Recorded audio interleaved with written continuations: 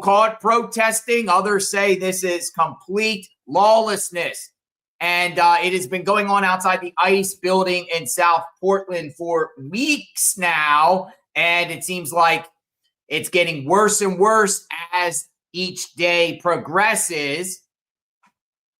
The Trump administration planned to deploy 200 National Guard troops from Oregon, but you got a federal judge out of Portland, Oregon. Her name is Karin Immergut.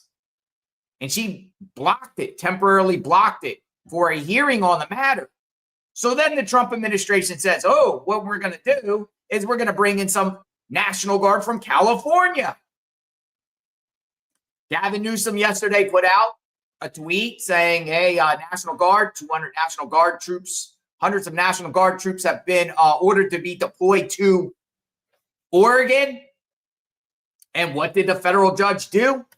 Overnight, she granted another restraining order prohibiting any National Guard from any state from coming into Portland, Oregon. Oh my goodness, this is going to get crazy, folks. This comes after Texas, Greg Abbott, Texas announced that they'll be sending their National Guard, hundreds of their troops, to Chicago and Portland and other cities to quell what you want to call this, whatever you want to call this. What do you want to call this right here? Do you call this peaceful protesting? Do you call this an insurrection? Folks, it's going to get very interesting. Now, one thing I find crazy about the whole situation is this has already been litigated, folks. This has a Ninth Circuit Court of Appeals have already ruled on this matter when it came to the National Guard in Los Angeles months ago.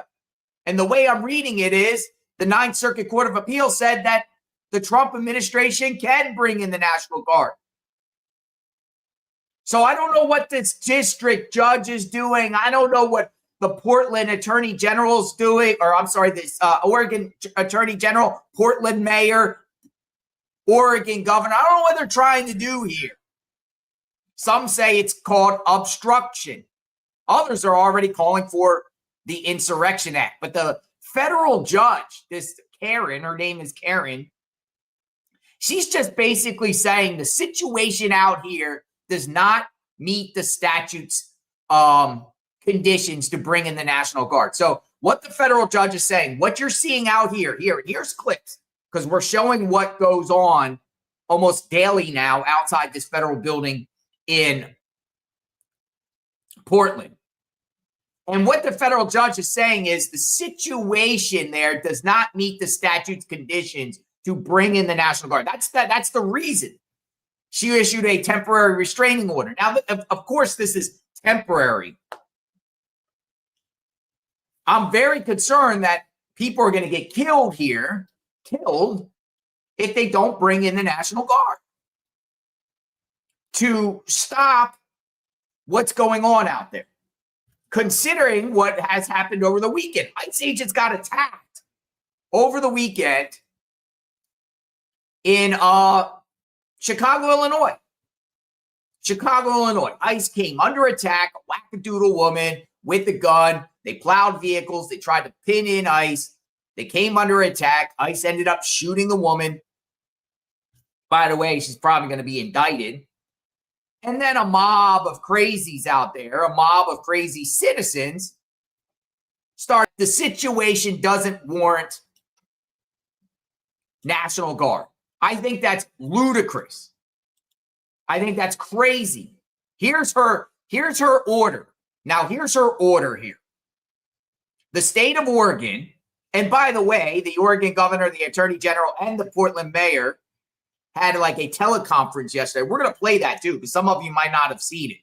Yesterday, they had this teleconference talking about their litigation and their plans to stop the National Guard. I believe the Oregon governor went on a media, some network today and talked about, these National Guard are at a local base there nearby Portland, and she's going to prohibit them from coming to the ICE facility if they decide to come.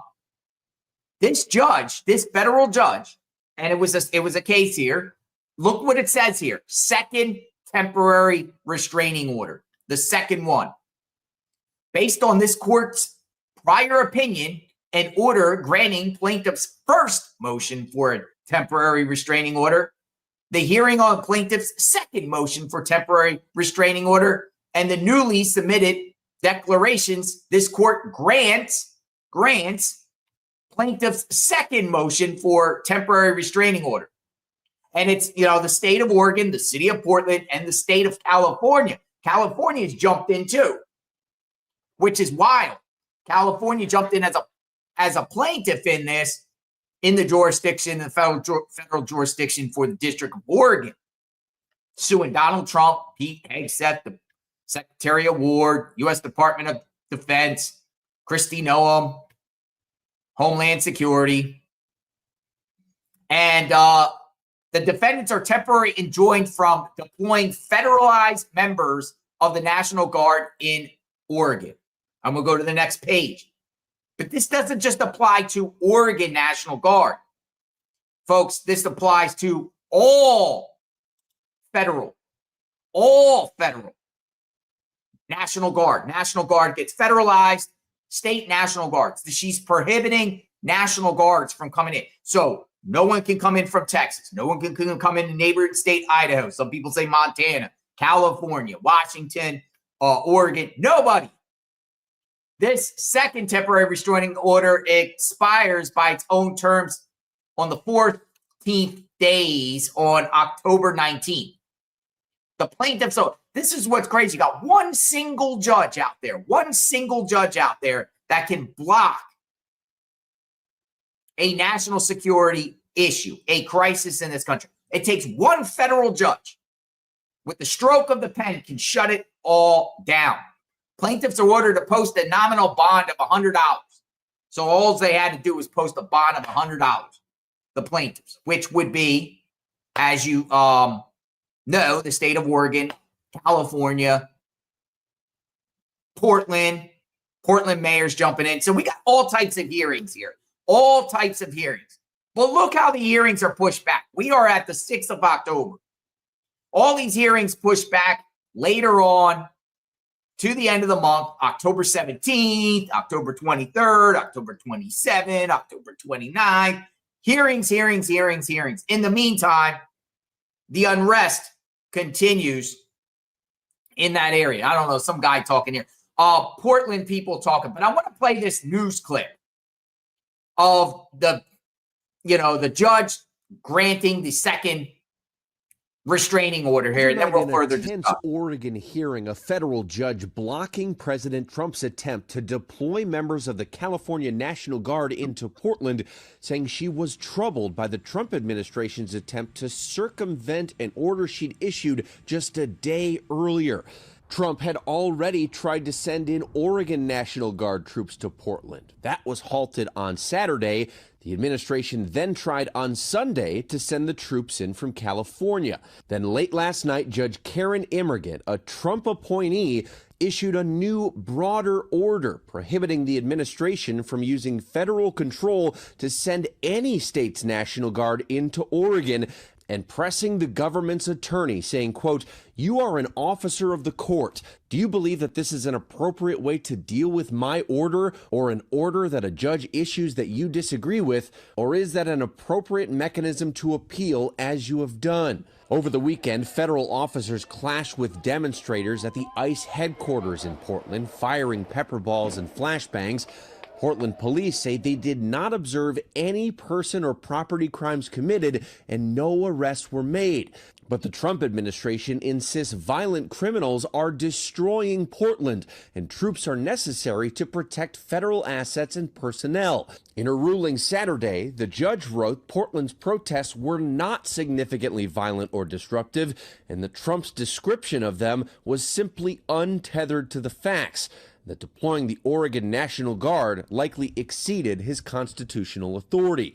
The The state's attorney general pushing back against the president. As the president, you must have an actual facts based on reality, not social media or just your gut feeling if you want to mobilize the military. Now, to be clear, the judge's ruling simply bans the president from sending the National Guard here to Portland. Portland's police chief has also pushed back against the National Guard here. He fears that it would just escalate crowd behavior. Of course, the Trump administration has appealed this decision. They say the judge is impermissibly second-guessing the commander-in-chief's judgment.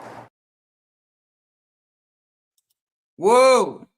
All right, so let's continue. ICE facility. ICE is getting harassed, threatened, obstructed daily, where they can't even come out of their own building in vehicles without being swarmed by an angry mob of anarchists, Antifa. Yeah, there is some protesters there, right? There is people out there protesting on the streets, on the sidewalk there. These people are coming for blood. They're all masked up, gas masked up, military geared up. And I'm talking about the anarchists out there. Mixed in with protesters, it's a combination. But it's all just to stop ICE from doing their job. What do you think ICE is going to do? Just go away and not enforce immigration law and just cave to the mob and say, okay, you all win here. We're all going to go home. We're not going to enforce federal law. We're not going to arrest criminal illegal aliens. No, that's not how it works. It's not how it works. Gas masks, standing in front of the building. Antifa and ICE is coming out. DHS is coming out and pushing. Look, all dressed in black. That's Antifa. Protesters pinned down several federal officers and threw concrete chunks, bottles of liquid, and other objects at the officers. Protesters also damaged federal buildings and caused the closure of at least one federal building. And a federal van was attacked by protesters who smashed the van's windows, the court wrote. The federal government's interest in preventing incidents like this is significant. It also found that even if the federal government failed to notify the governor of California before federalizing the National Guard as required by law, Newsom has no power to veto the president's order. So, folks, this has already been decided by the Ninth Circuit Court of Appeal. But what the federal judge did, Karin Immergut, what she just did in Portland is saying, well, the violence out there just doesn't justify the presence of the National Guard. Are you kidding me? We've seen one journalist get smacked in the head with a pole, with a black eye. We've seen another journalist by the name of Nick Sorter out there getting attacked. He got attacked last night again. We see blocking ICE vehicles. We see things being thrown at ICE agents, threats of violence, threats to die, threats to get killed. The ICE agents are getting threatened. That is justification for the National Guard to go there. So for this judge to say, no, it's ridiculous. This will go to the Ninth Circuit Court of Appeals. And ultimately, the National Guard is coming in. They're coming in, folks. They're coming in. In the meantime, they still might come in while this is getting litigated. We don't know. Also, folks, I'm keeping my eye out on the Insurrection Act. Pay very close attention because I do personally think the Insurrection Act is coming. I've been tweeting this out almost regularly now because it's the language the Trump administration is using. They're calling these anarchists insurrectionists. They're saying that this is an insurrection. They're also saying activist judges are siding with the insurrectionists and prohibiting ICE and federal, enforcement from doing their job. And we'll also hear paid protesters too. Follow the money. Now, yesterday, folks, the Oregon people, the attorney general, the governor, and Portland mayor had like a teleconference, and they're sharing their plans. Now, some of you might have saw this yesterday, some of you don't, but we're going to play this. We're going to share what they had to say. President Trump, approximately 300 troops. Since that time, staff and attorneys at the Department of Justice have been working incredibly hard. And as this press conference is going on right now, we are working to amend our complaint in federal district court to add California as a complainant and file our second temporary restraining order to pause the actions of the President of the United States. What was unlawful yesterday is unlawful today. What was unlawful with the Oregon National Guard is unlawful with the California National Guard. The judge's order was not some minor procedural point for the president to work around like my 14-year-old does when he doesn't like my answers. We need leadership in this country that understands the power of bringing people together to solve our greatest challenges. But the president, right now, is persistent on acting like a door-to-door salesman and doesn't understand that when the court says no, the court means no, and that is not an invocation for negotiation. The state of Oregon will absolutely not be a party to the president's attempt to normalize the use of the United States military in our American cities. All of us care about public safety, but you do that by working in partnership, and you do that by working in collaboration. And we do not use our United States military as a tool in political theater. Right now, California will be added to the complaint, and a temporary restraining order will be filed here shortly. Those will become public very shortly. Our intent is to get in front of the judge again as quickly as possible, hopefully as soon as tomorrow, to provide clarification to the federal government that it doesn't matter whether you use the California National Guard or the Oregon National Guard. It is unlawful. The judge was incredibly clear that Portland, Oregon does not need the military to effectuate its safety. Finally, we ask, as this case continues to progress through the court systems, that everybody remains peaceful as they exercise their right to be heard in this process. With that, I will go ahead and turn this over to the governor. Thank you, Attorney General Rayfield.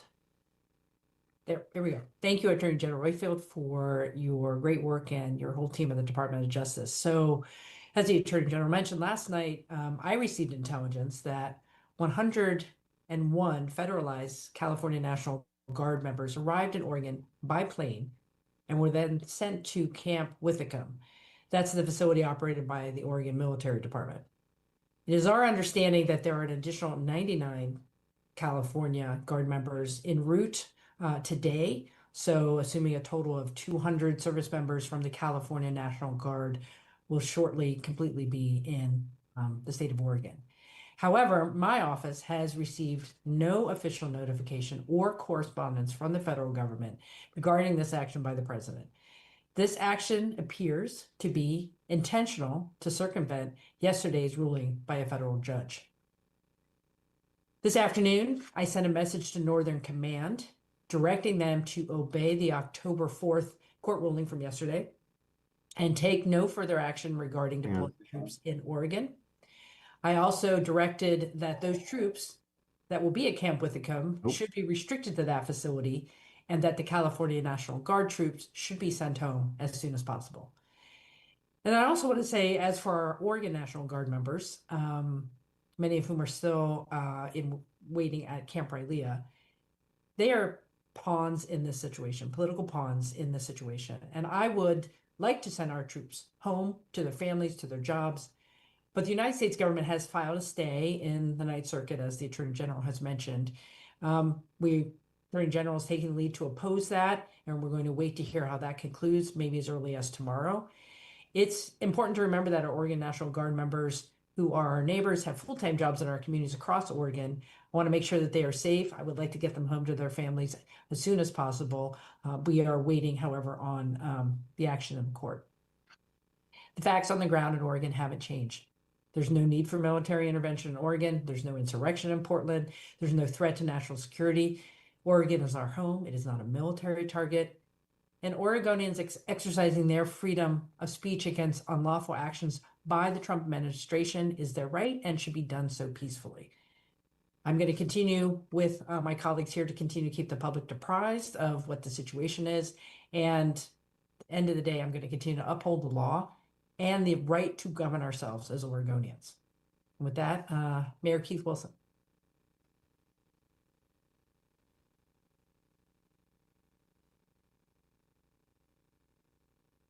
Good afternoon. I want to begin by thanking Governor Kotek and Attorney General Rayfield for standing with Portland and defending our shared values. I also want to recognize our state and city legal teams whose steadfast commitment to upholding the law has been essential throughout this process. Yesterday, a federal judge blocked the mobilization of Oregon National Guard troops, ruling the federal seizure unlawful and unjustified. The decision reaffirmed what we've long maintained: the federal government overstepped its authority. As the judge noted, we presented substantial evidence that the protests at the Portland ICE facility were neither significantly violent nor disruptive in the days and weeks leading up to the president's directive on September 27. Despite the court's ruling, the federal government has activated California National Guard personnel under Title X to operate in Portland. This action circumvents the judge's decision and threatens to inflame a community that has remained peaceful. This is yet another unnecessary and inflammatory attempt by the president to deploy outside troops in Portland where no intervention is warranted. Our legal team is actively coordinating with our partners to pursue every lawful avenue to enforce the judge's order and protect Portlanders' rights. We will use every tool at our disposal to defend the Constitution and safeguard the rights of every resident. Portland remains firmly committed to protecting the right to protest, ensuring public safety, and I've said from the beginning, the number of federal troops needed or wanted in our city is 0. This is the latest move, and it is a clear example of a federal government undermining local governance, escalating conflict, and diverting attention from the real needs of our communities. I urge federal leadership to respect the court's judgment and immediately suspend any deployments that defy it. Portland will continue to defend the rule of law and the rights of our residents. Thank you. We will now open it to questions. So if you would like to ask a question, please use the raise hand function and share your full name and the outlet you are with. First up, I see Lisa Balick. Yes, thank you. It's Lisa Balick, reporter at Coin Channel 6. Question for you, Governor, perhaps the mayor as well. If the California National Guard deploys outside ICE tonight, is there any action you can take to make them leave? We have, Lisa, thank you for the question. We have no information about their whereabouts or whether or not they will actually be at the ICE facility tonight. My message to Northern Command is that those troops should stay at Camp Withicum and be prepared to return back to California. I believe that the court order still applies to them. Of course, we will know more pending the discussion at the Ninth Circuit and with the local judge as well, saying this should have been assumed as well. But hopefully we'll have more information tomorrow on that. But there's no action you can take to make them leave if they appear? Not legally at the moment, no. The next question, Antonio Sanchez. Hey there, I'm Antonio Sanchez. I'm with Noticias Noroeste. As the only Spanish language newscast in Oregon, the immigrant community has expressed to us they feel caught in the crossfire. They feel these protesters are making things worse for them. They're not helping their cause, they say.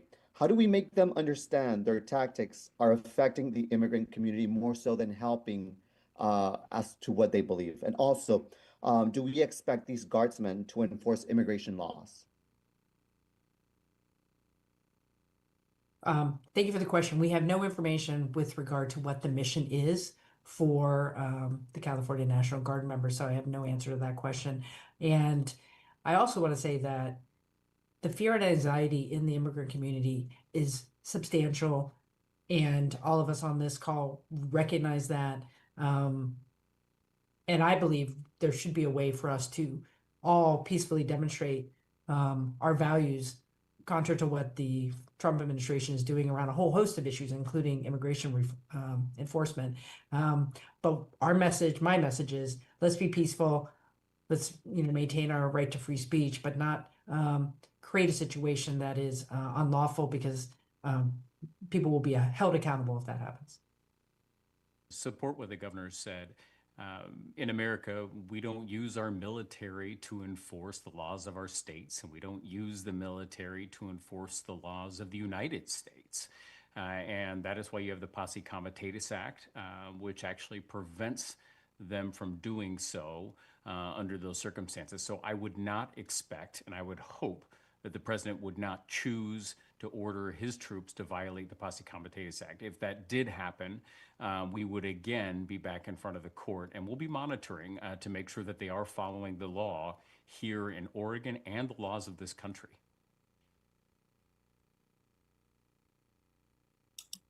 Next, we have Alex Baumhart. Hey, y'all. Alex from the Oregon Capitol Chronicle. Excuse me. I'm wondering, Mayor Wilson, you might be the best to answer this. Last night, the federal agents at the ICE facility pushed way further into the city property than they had before. They used way more chemical munitions, arguably on far fewer people than had been there even a week ago. It was dispiriting to hear the Portland Police Bureau on bikes around the corner say, we can't do anything, and that we had a PIO at PPB say, we have not discussed jurisdiction with the federal officers, i.e., why did they do nothing when the feds pushed a full block down the street? Is there anything that you can tell the public about what PPB can and cannot do when it comes to public safety, especially when they're being antagonized by federal officers with chemical munitions and guns? Yeah, we saw events last night that went far beyond the pale of what we've seen in the past. We see Federal Protective Service that's really trying to inflame the situation, not put it down, and certainly not just protect property.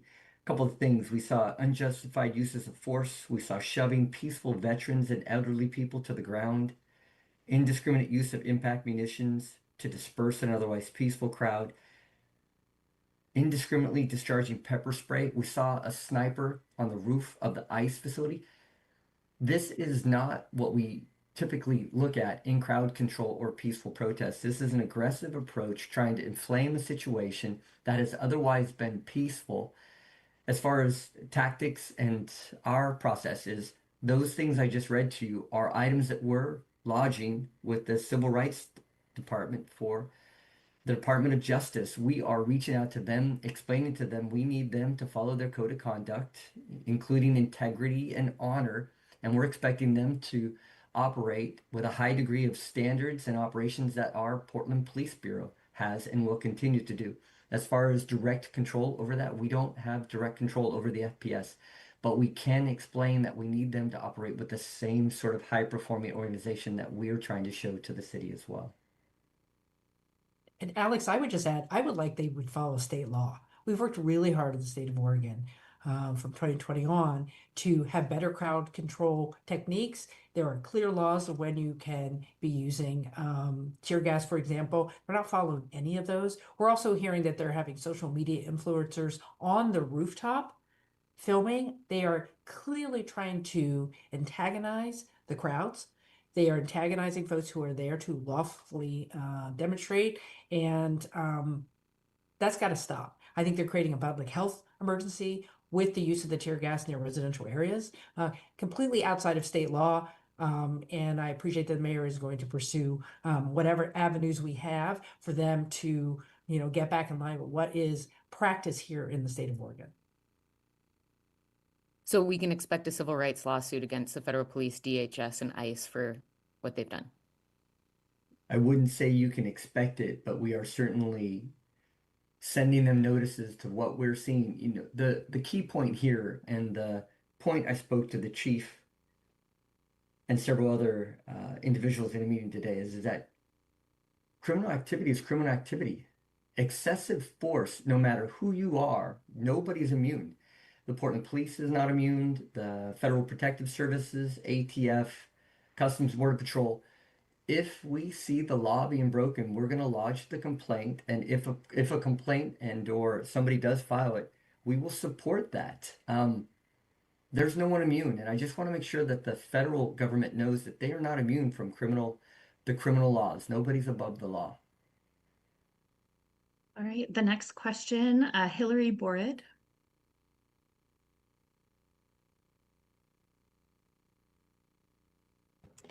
Hi, Governor. At this point, are you in control of the Oregon National Guard fully again?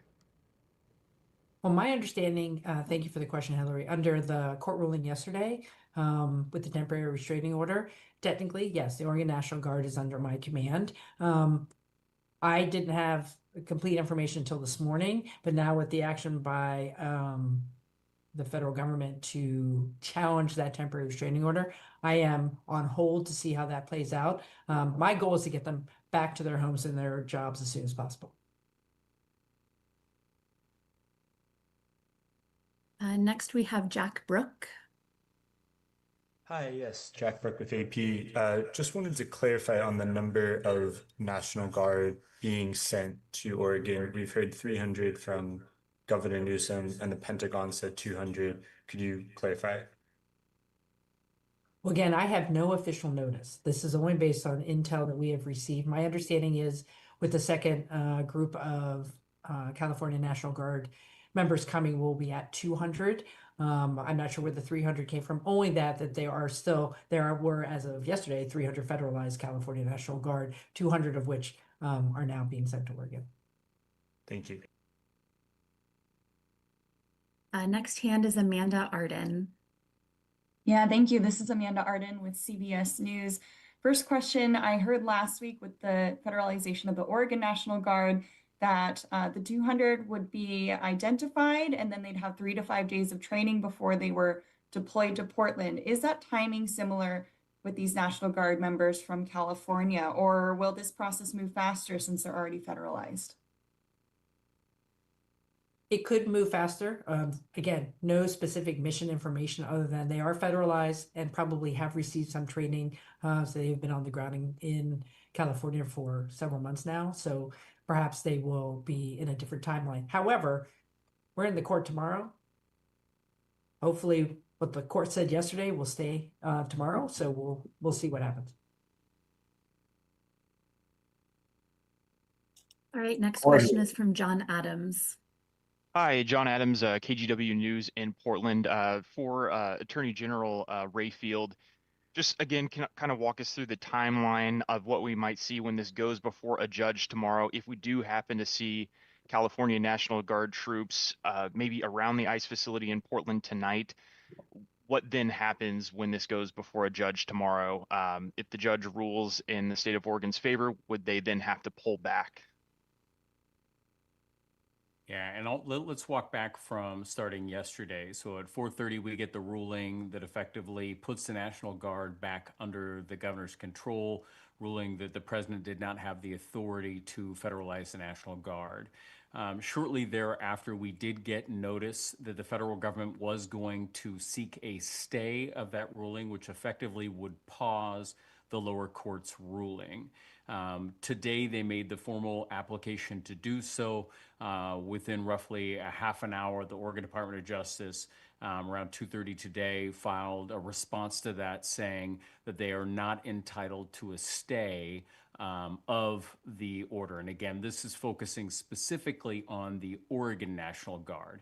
That is one element of this case. That we hope to have, and the federal government is asked to get a ruling by tomorrow on that motion. And the hope is that we'll have a little bit of finality on that within the next 24 hours for the governor so that she can operate as she needs to for the state.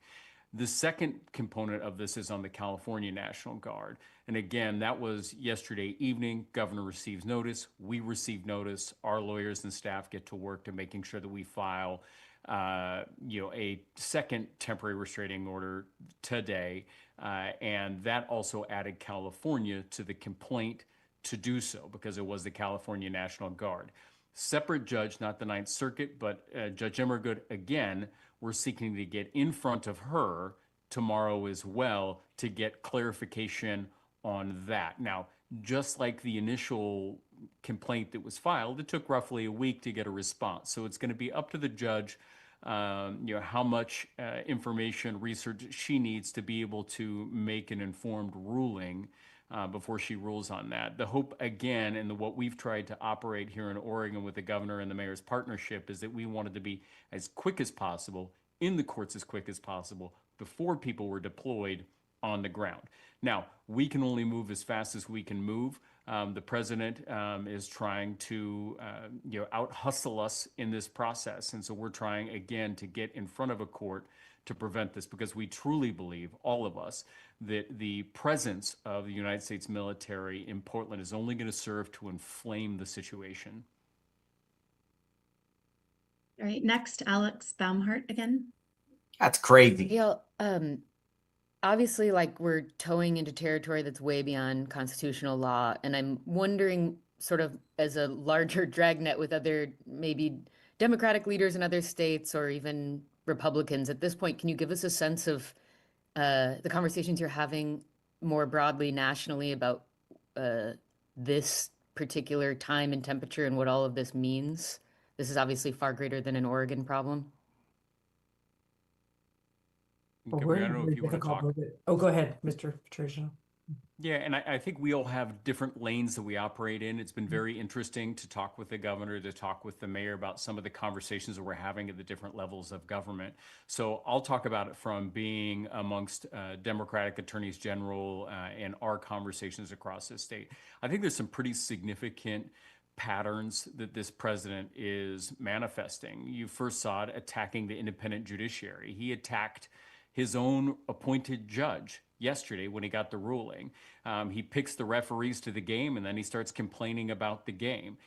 So he has a problem with the independent judiciary. That is a hallmark of our democracy. He starts attacking the press and applying pressure to the free press in our country, another pillar of our democracy. He's outwardly talking about rigging our elections through gerrymandering to maintain control in Congress, because he's so fearful of the midterm elections. And now he is normalizing the use of the military across our country in multiple states. And again, just yesterday, he's mobilizing in Illinois.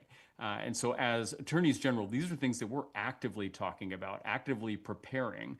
There's a reason we were able to get into court so darn fast on this. That's because we were prepared. That's because we knew that at some point this president had been talking about this and was going to be ready. The governor had been in partnership with us, and we had been in close collaboration. And so that was really what allowed us to be ready for this moment. I do expect further pressure points as they stretch the bounds of our democracy will continue throughout the next 3 years. But I think it's important and incumbent upon all of us to realize that we just can't become complacent as these attacks to our democracy continue to happen. We cannot be the frog in boiling water. And that's why these cases are so darn important that we stand up for these foundational issues. I agree with everything that the Attorney General just said. You know, I've been speaking to other governors. I was on the phone this morning with Governor Pritzker. I've been communicating with Governor Newsom. We are all concerned what the role of governors are, what their role is in commanders-in-chief for the National Guard. But let's go to earlier last week when the President of the United States spoke to hundreds of generals saying that we need to be able to training our military in the streets of American cities. We cannot normalize the approach he is taking with the military in our own country. It's not warranted. It is unlawful. It is un-American. Local law enforcement has a duty and a responsibility and the skills to manage their local situation. This is a states' rights issue. This is a democratic institution issue. And I think we have to take our president at face value when he says he believes this is necessary. And Oregonians adamantly disagree. All right, we've got 3 more hands, and these will be our final questions. So Anna Griffin, first you. Hi, folks. This is Anna Griffin with the New York Times. On that point of the president taking him at face value, his depiction of what is going on in Portland is very different than what those of us here are seeing. Do you have a sense of where he is getting his information? And have Portland police out there seen the government doing its own taping? Legally, I can tell you one of the most compelling things as you listen into the court hearings is when attorneys for the federal government talk to a federal judge and cite Truth Social as facts in a courtroom. I think you have this opinion, and I think that we've all formed this opinion of our president, where he gathers his facts off of social media gossip, social media batter, social media chat, and that is how he is seeing the world. And I think the governor can talk to. I mean, she had conversations about the reality on the ground.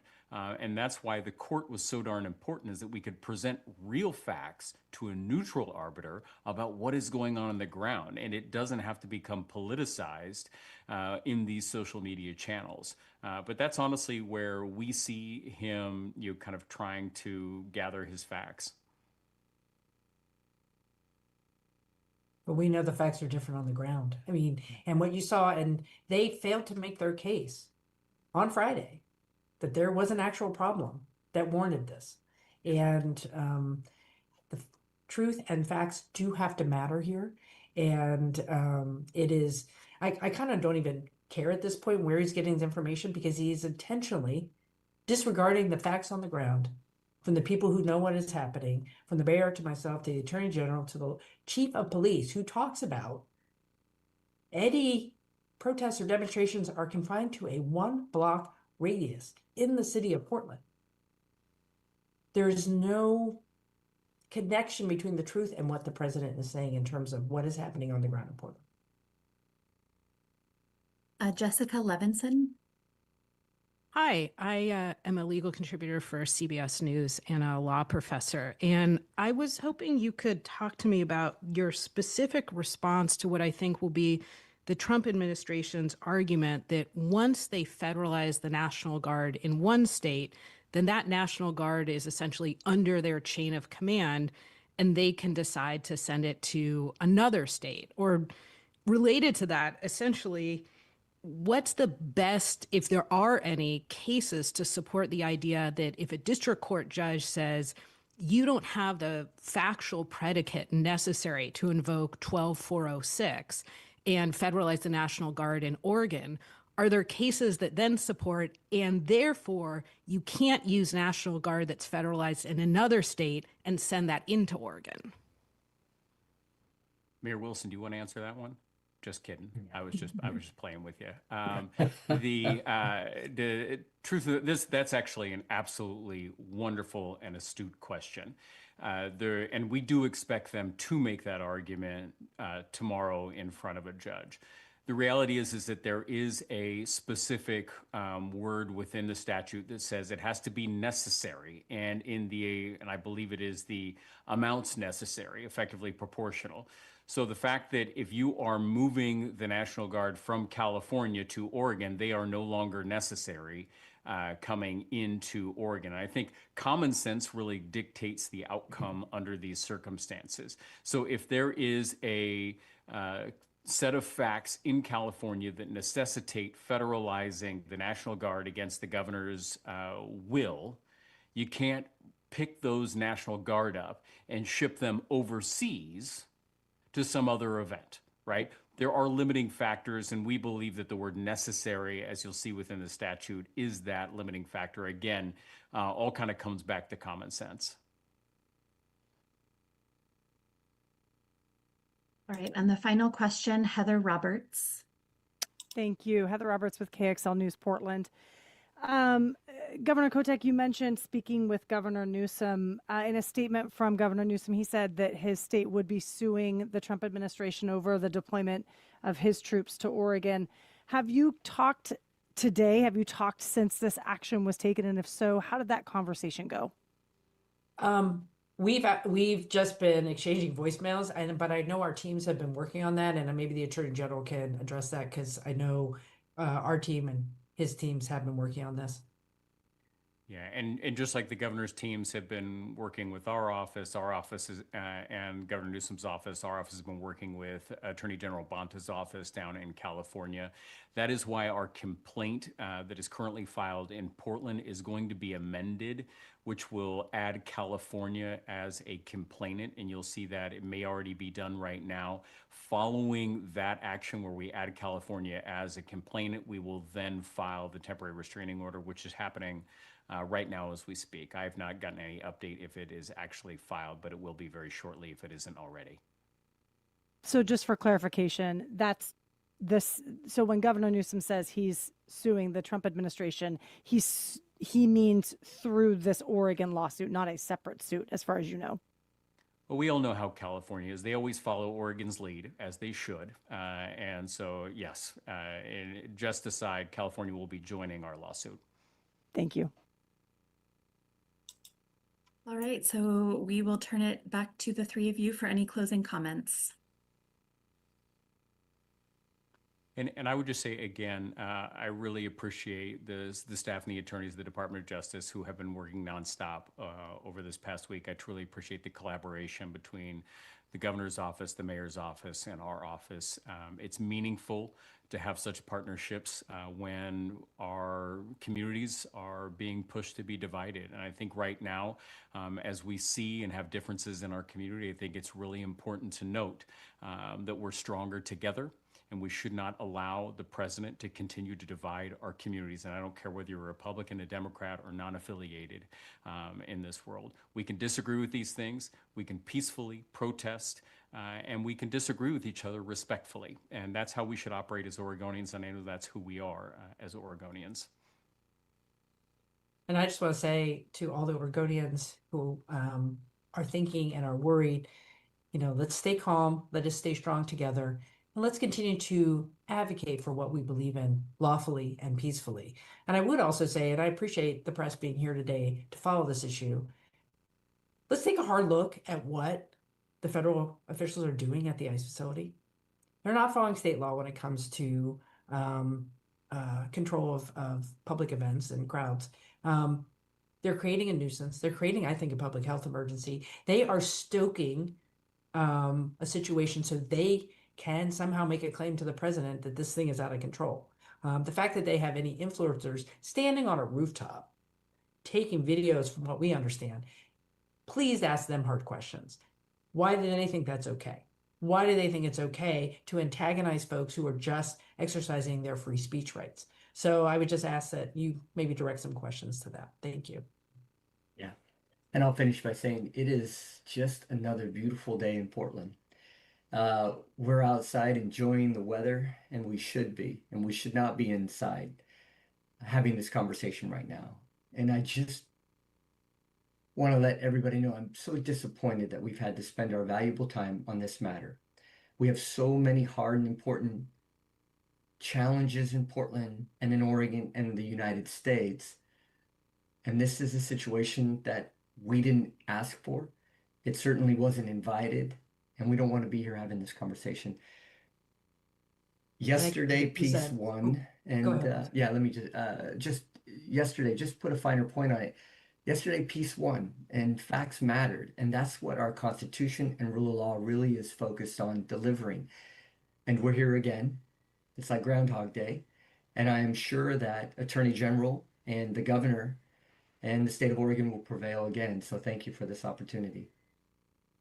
And I would just add, we had hundreds of Oregonians and visitors running the Portland Marathon today. Yeah. 26 miles through the streets of Portland. Clearly not a war zone. Whoa, your thoughts? Los Angeles. It's already been decided. So they're just gaslighting the people. They're just obstructing here. The Trump administration has the legal authority to federalize a National Guard and bring them in to quell violence. And they're going to cite examples, the Trump administration. Don't get it twisted, folks. They're going to cite lots and lots and lots of examples. Not only with here, but probably add on what happened in Los Angeles and in Chicago. By the way, folks, Brandon Johnson has just signed another executive order in Chicago. We're going to play that shortly. That was breaking at the time we were here. Brandon Johnson signed an executive order about ICE, something like ICE not stepping on public property or something crazy. I don't know. We're going to review it. I haven't really seen it. Brandon Johnson's like his third executive order, mayor of Chicago. But there is another local clip I want to play here with the media before we shift to Chicago. This one here, this is in reference to, local media who I feel Antifa owns all. They're all scared of Antifa. I think the local media is scared of Antifa. I think the politicians are owned or scared and or both of Antifa. Well, look what happened to the former mayor there, Ted Wheeler. Remember Ted Wheeler? Ted Wheeler embedded with Antifa, and then they turned on him. Well, this Portland mayor is like literally saying, "Oh, it's all great. Enjoy the fresh air. This is everything's normal in Portland." No, I think they're scared of Antifa. Both the governor, the AG, Portland mayor, media. I want to play this clip here to give you a media perspective of how they portray the situation. Right here. That breaking news, President Donald Trump sending 200 California National Guard members to Portland, more than 100 already in Oregon right now. This news comes just 24 hours after a judge temporarily blocked the Trump administration from deploying Oregon National Guards into the city. Thank you for joining us for K2 News at 5 tonight. I'm Tanvi Verma. K2 has complete coverage of the deployment, the pushback from state and city leaders, and what you can expect in the days ahead. The administration did not make an official announcement about the deployment to the public, but Oregon Governor Tina Kotek said 101 California National Guard members have arrived in Oregon last night and that 99 more are on the way. They're reportedly staying at Camp Withacombe in Happy Valley. Here's the top 3 things you should know about the deployment today. 1, the White House says it is legally justified despite a judge's ruling on the Oregon National Guard troops just yesterday. 2, city and state leaders are taking immediate legal action to stop the deployment. And 3, a similar situation is playing out right now in another state. Let's get right to K2's Jennifer Singh live tonight outside the ICE building in South Portland. Jen, you have a lot more from state leaders on these new developments. But first, what's it looking like out there, Jen? Well, Thummy, I want to quickly give you a show of what it's like out here. It has remained pretty peaceful so far, but we actually, within the last minute or so, just witnessed some sort of confrontation between people. You can maybe see down there involving people inside a blue car and the people outside of it. We're not sure what prompted that confrontation, but that was kind of the height of escalations we've seen so far today. And we have actually also seen a lot of cars driving by, waving signs and honking. And most people here right now are against the deployment of federal Guard troops, as California National Guard troops are arriving to Oregon. Oregon's Attorney General saying he plans to fight back. Yesterday evening, governor receives notice. We receive notice. Our lawyers and staff get to work to making sure that we file, a second temporary restraining order today. And that also added California to the complaint to do so. Now, I did talk with a few people who said they were out here before they heard about that news of the California National Guard being deployed. But I'm going to give one last look over to you guys. Traffic is being blocked right now. This is kind of the first time we've seen it so far since we got out here this afternoon. And I'll be sure to be sticking around, giving you any updates. It looks like more people are getting out of their cars, but we'll have the latest for you coming up in just a few moments at 5 o'clock. But for now, live in South Portland, Jennifer Singh, K2 News. Back to you, Thumby.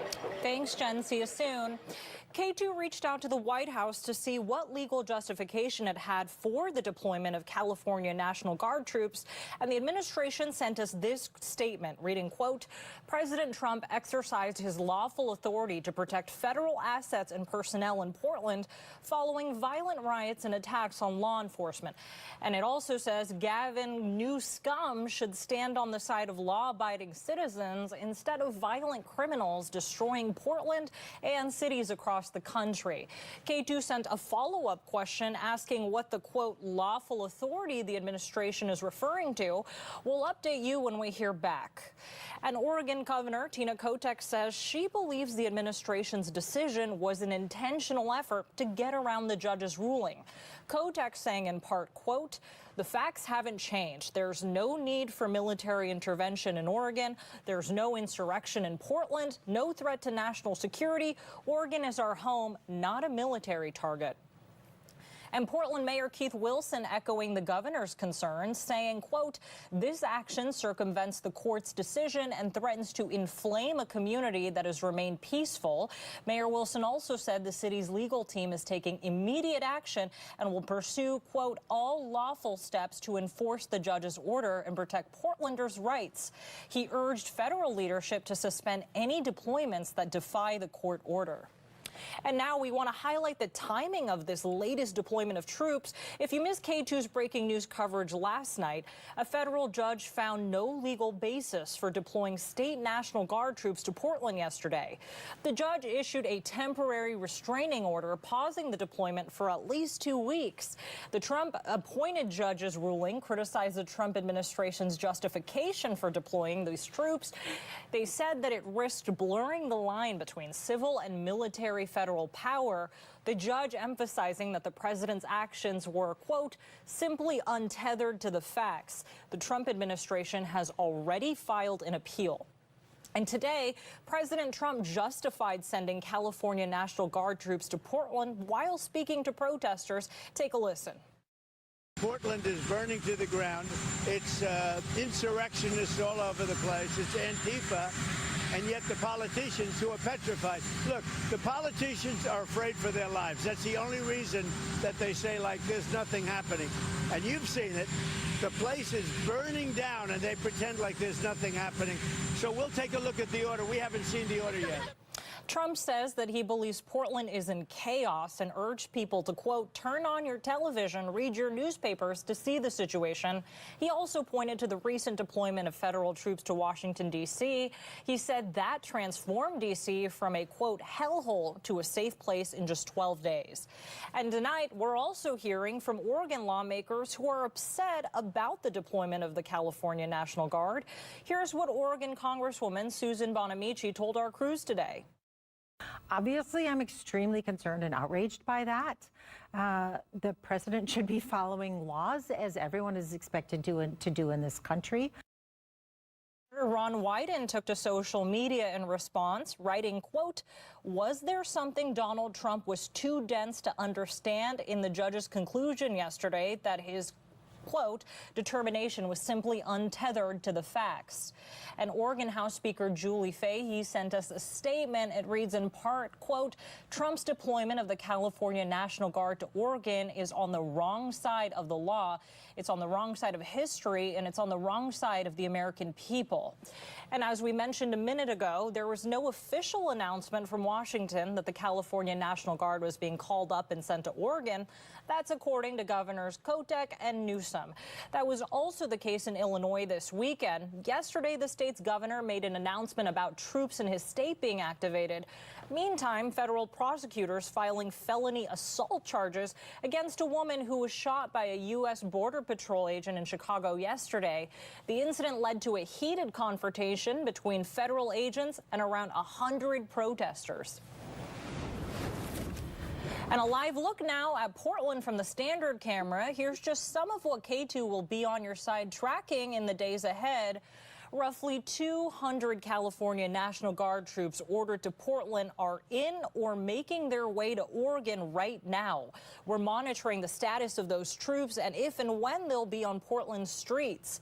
And happening tomorrow, a conservative influencer arrested outside the ICE facility last week will be in court. Nicholas Sorter is facing charges for disorderly conduct. And Attorney General Pam Bondi authorized an investigation into Portland police over Sorter's arrest. We're tracking that investigation as well. And in just under 2 weeks, that temporary restraining order on the deployment of Oregon's National Guard troops is set to expire. We're tracking that and the Trump administration's appeal over the case. K2 is on your side, tracking this breaking news as it continues to unfold. We'll continue to bring you the latest developments throughout the evening right here on K2 News and KATU.com. Reporting there. What do you think about that reporting? All right, so that's a local media. So a lot going on, folks. A lot going on here. It's being battled in the courts. Ultimately, I feel like the Trump administration will win here. Ninth Circuit, which is Oregon anyway, has already ruled that Trump can do this. All the Trump administration has to do is show them documented evidence of violence and lawlessness in the area, and there's lots. Look what we've been watching for the last week. Crazy, crazy, absolutely crazy. Now, whoo, Chicago. Let's talk about Chicago, because while we've been on live,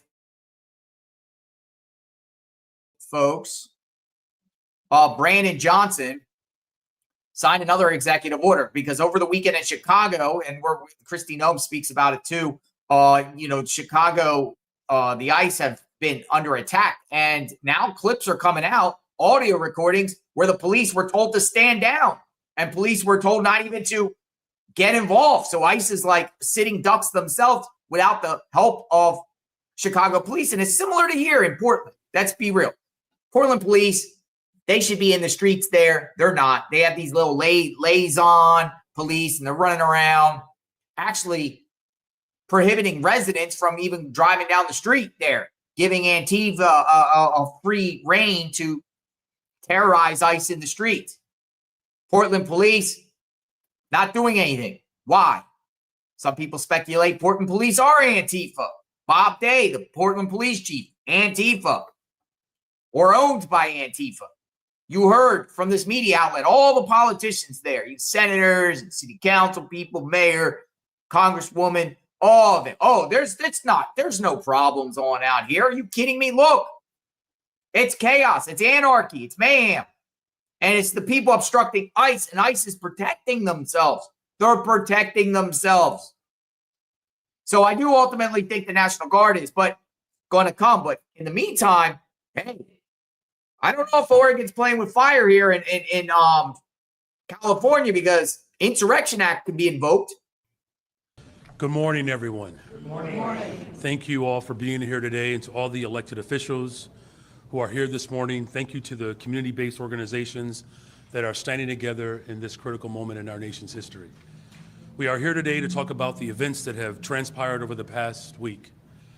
The past week revealed the true face of the administration's immigration enforcement in our city, and the entire world was able to witness that. On Tuesday, federal immigration agents raided an apartment building in the South Shore community in the middle of the night. This building was managed by a slumlord that people have all been clear about. The city actually sued the owner in February over 15 building code violations. The residents were dealing with deplorable conditions already, and this was before ICE trampled on them. But when they came in the middle of the night, they terrorized the families that were living there. There were children who were without clothing. They were zip-tied, taken outside at 3 o'clock in the morning. A senior resident, an American citizen with no warrants, was taken outside and handcuffed for 3 hours. Doors were blown off their hinges, walls were broken through. Immigration agents coming from Black Hawk helicopters to set up snipers on nearby buildings. This is America. One resident described the situation plainly, and I quote, "They had immigrants in one van and black people in another van." This raid wasn't about public safety.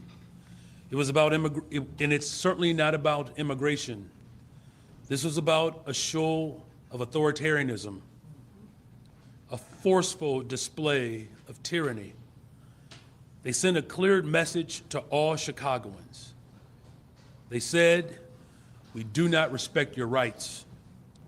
We can do anything we want and we will film it and put it on social media. The very next day, ICE agents chased people outside of a homeless shelter on the south side and then caused a car accident on the west side.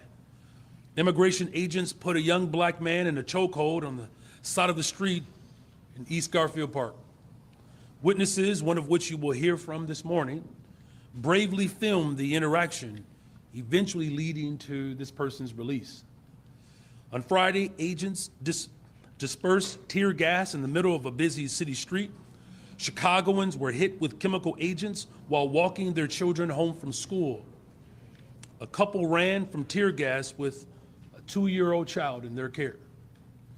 Agents went into the Humboldt Park Health Center and detained a sitting elected official, Alder Jessie Fuentes of the 26th Ward, because she simply requested to see a warrant. On Saturday, they escalated even further by shooting a U.S. citizen.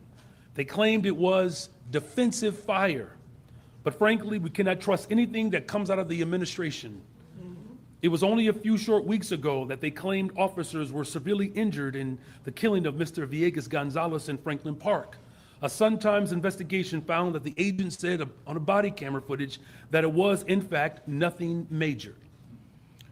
We have a rogue, reckless group of heavily armed mass individuals roaming throughout our city that are not accountable to the people of Chicago. Their actions put all Chicagoans at risk.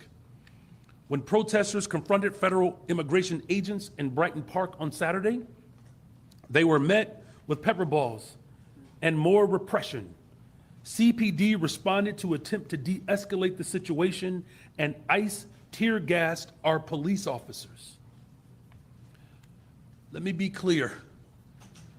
Tear gassing the women and men who serve as Chicago Police Department officers is not how we make our city safer. I'm calling for a full investigation into this incident and into all of the brutality that we have seen over the past week. They are taking police resources that should be in our neighborhoods, serving Chicagoans and diverting them to deal with the chaos that they are causing. We need ICE out of our city so that we can continue to focus on the strategies that have been working to drive violent crime down. These actions tell us a simple truth. If we allow this administration to take away due process for anyone, we will allow them to take away due process for everyone. They told us that this was about the worst of the worst. In reality, they are going after anyone who objects to families being ripped apart and community members being disappeared. ICE lies and people die. We cannot allow this to continue. We must take action more drastic than what we have taken before, because what we are seeing is a more radical attempt to undermine our democracy. And today we are signing an executive order aimed at reining in this out-of-control administration. The order establishes ICE-free zones.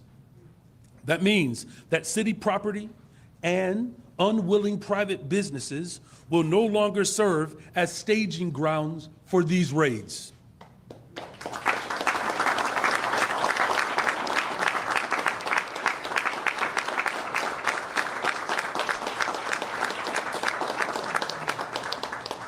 Our school parking lots are not for ICE to load their weapons.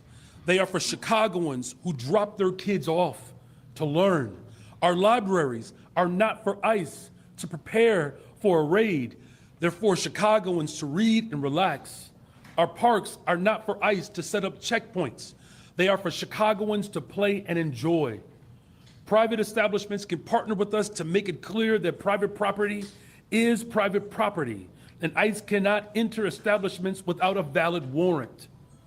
Private entities may voluntarily choose to display signage to designate their property as part of a citywide network of community spaces that stand together in affirming the safety, dignity, and belonging of all of our residents. By extending this protection beyond city-owned land, the order builds a broad civic shield that limits the reach of harmful enforcement practices. It strengthens neighborhood solidarity, and it reaffirms Chicago's role as a welcoming city. The fact is, we cannot allow them to rampage throughout our city with no checks or balances. Nobody is above the law. If we break the law, you should be held accountable. If Congress will not check this administration, then Chicago will.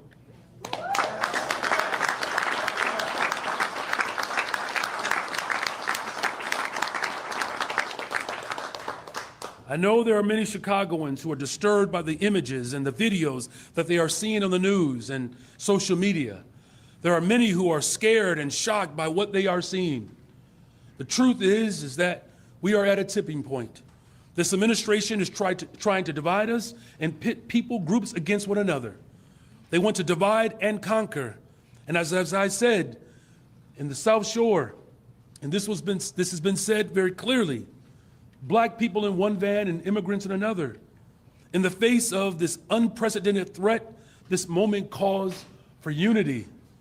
Black, brown, white, Asian, young, old, north side, west side, south side, we must all pull aside our differences and defend one another, because if we allow this to continue to be unchecked, by the time we realize what's happening, it'll be too late.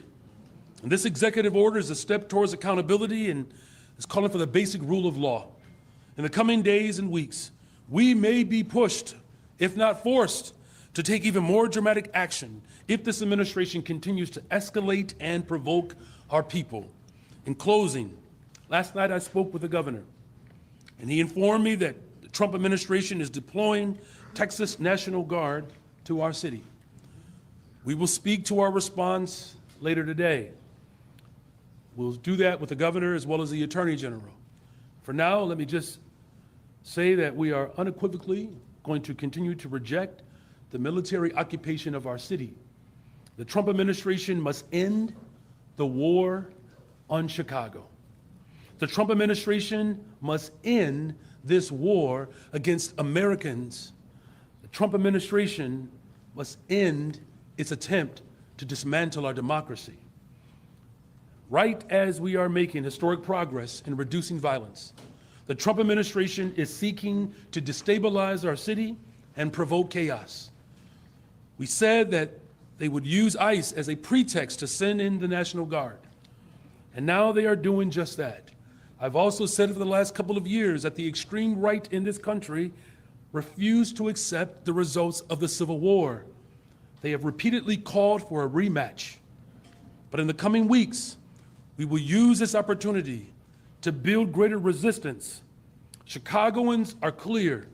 Militarizing our troops in our city as justification to further escalate a war in Chicago will not be tolerated. The past teaches us that just because we are on the right side of history, that doesn't mean that we will succeed. It's going to take courage and determination, bravery, unity. But one thing that I know for sure in this great nation, this moment that we are in, Chicago was built for this moment. Immigrants from around the world, descendants of slaves, have come to this city to make it the global capital of the world. And now we stand in a moment that is testing our very humanity, and the city of Chicago will stand the test of time. Thank you very much.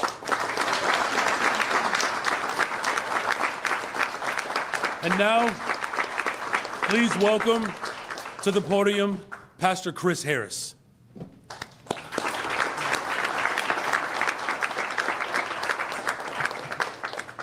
Say good morning. Good morning. My name is Pastor Chris Harris, and I want to begin by saying thank you to our mayor, Brandon Johnson, and to the many city leaders and constituents who are present here today. I serve as the senior pastor of two churches on the south side of Chicago, Bright Star Church Chicago and St. James Church Chicago. I'm also the founder and CEO of two social services agencies, Bright Star Community Outreach and Bright Star Community Development Corporation. where we manage a homeless shelter that supports more than 260 residents, housing both men and women. I'm joined here today together with our executive directors of both organizations, Lucretia Kindred and Carl West. Together, our agencies employ more than 140 Chicagoans. And every day, we work to uplift, to serve, and protect the most vulnerable among us. For those who need emotional support, please call our Bright Star Trauma Helpline at 833-TURN-123. If there was ever a time that we needed support, now is that time. Just a few days ago at our Bright Star homeless shelter in Bronzeville, the Black metropolis, ICE agents raided our facility. Without warning, they came in. They handcuffed, detained, and took 4 residents. Let me be clear, they were not criminals.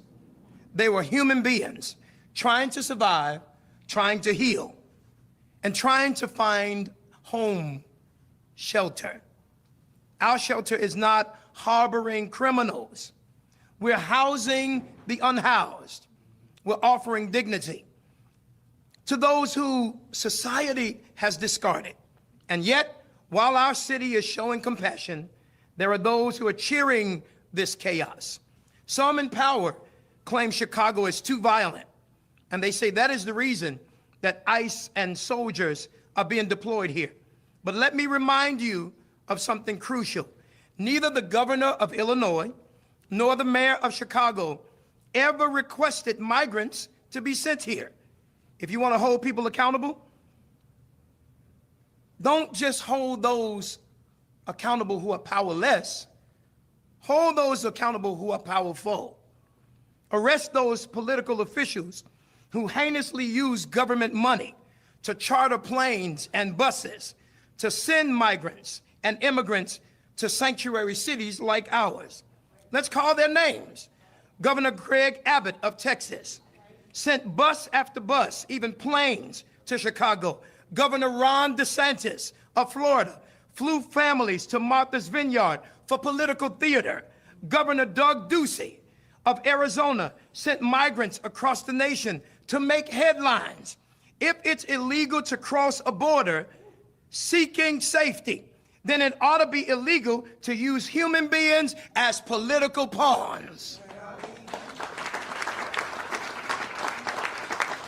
To everyone listening, whether you support our mayor or not, whether you support our governor or not, let us acknowledge one major fact. Violence trends rose before migrants were illegally transported into Chicago. And the hard data shows that even with thousands and thousands of so-called illegal and violent migrants present, overall, violence in our city is lower now than it has been in decades, and we need to celebrate that progress. Now, this is not an excuse to grow complacent.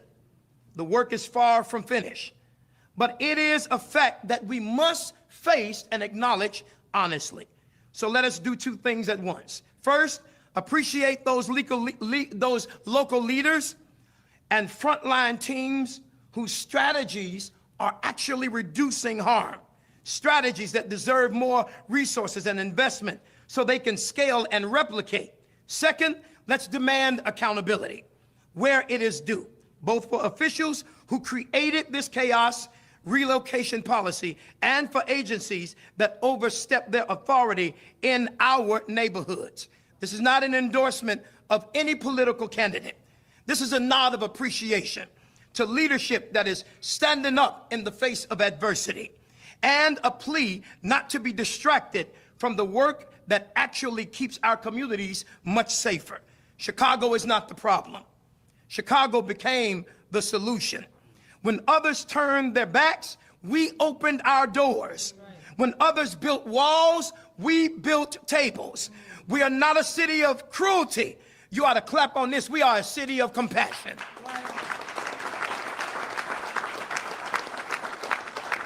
Now, the book that I preach and teach out of every single week, it says, I was a stranger and you took me in. That's not politics. That's scripture. That's humanity. Can I say it again? That's humanity. But now we see this injustice in uniform. Our own government is being used against those of us who are proud American citizens. ICE is not just arresting undocumented immigrants. I witnessed it with my own eyes. They are arresting African Americans on our streets. They are taking people who have legal paperwork and even confiscating those papers. They snatched them out of our hands. I was the one that took the camera and recorded what was going on. They're snatching the papers to erase proof of status. This is not immigration enforcement. This is intimidation. Let me say it again. It's not immigration enforcement. It's intimidation. And if they can do it to them, they can do it to us all. So I close with this. Don't give them what they want, Chicago. They want us to get angry enough to lash out. They want to point their cameras and say, see, this city is violent. See, people of color are the problem. Don't give them their footage. Give them truth. Record what you see, expose injustice, share the videos, and let the world see what's really happening in our shelters, in our neighborhoods, and in our streets. I personally believe that what we are witnessing is a rehearsal for martial law. A test to see how far they can go before they push people to a place where people start pushing back. So today, I'm calling on every political official, every political leader, every faith leader, every community organization leader, every block club, every school, every business, every sector of our city, our state, and our nation. Come together now, not with fist, but with faith. Not with rage, but with righteous resolve. Not with fear, but with fortitude.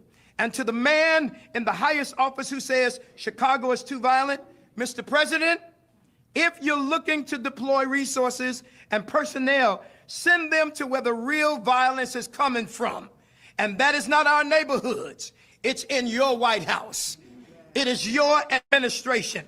It is the corruption and lawlessness at the very top. And please begin with your own administration. Chicago, the city of broad shoulders. Chicago, we've carried injustice before, but now we carry the hope of humanity. We will not be bullied. We will not be broken. We will not back down because we believe that love, truth, and justice are stronger than hate, lies, and oppression. May God bless every family affected by this injustice, and may God bless the great city of Chicago and the state of Illinois. And I proudly bring to you all a colleague and a brother who is on the front line doing the work. Clap your hands for Alonzo Waheed.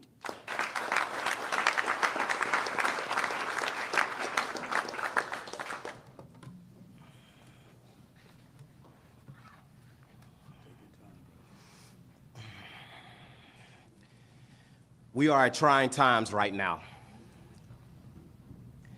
Brothers and sisters, gone are the days where we sit idly by while the far-right authoritarian ideologies run rampant, destroying lives, dismantling families, and desecrating the very idea of freedom. We are witnessing civil rights and liberties being trampled under boots that were meant to protect them. They call it security. I call it racial profiling. Let me remind you, Chicago is not on the border. We are seeing our most vulnerable, our youth and our elders, zip-tied, thrown into U-Hauls, treated like enemies in their own communities. We are seeing lies accepted as truth, where our truth must fight just to be believed.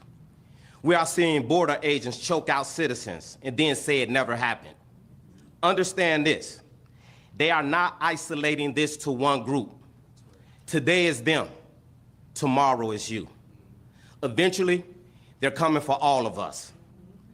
Fear has been weaponized, hopelessness has been organized, and confusion has been their strategy. But let's make this clear. We are not confused. We are determined. We are organized. We are vigilant. We are Chicago. And with this executive order, we draw the line. We declare that justice is not optional, that humanity is not negotiable, that freedom is not for sale. So those of you who use hate as policy, understand this. We will meet your lies with truth. We will meet your fear with courage. We will meet your division with unity. Because when Chicago stands together, no wall, no law, no hate can divide us. The days of silence are over. The days of action are here.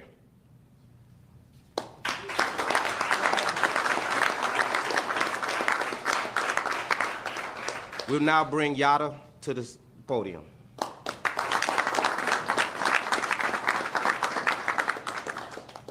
Good morning, everyone. Good morning. Good morning.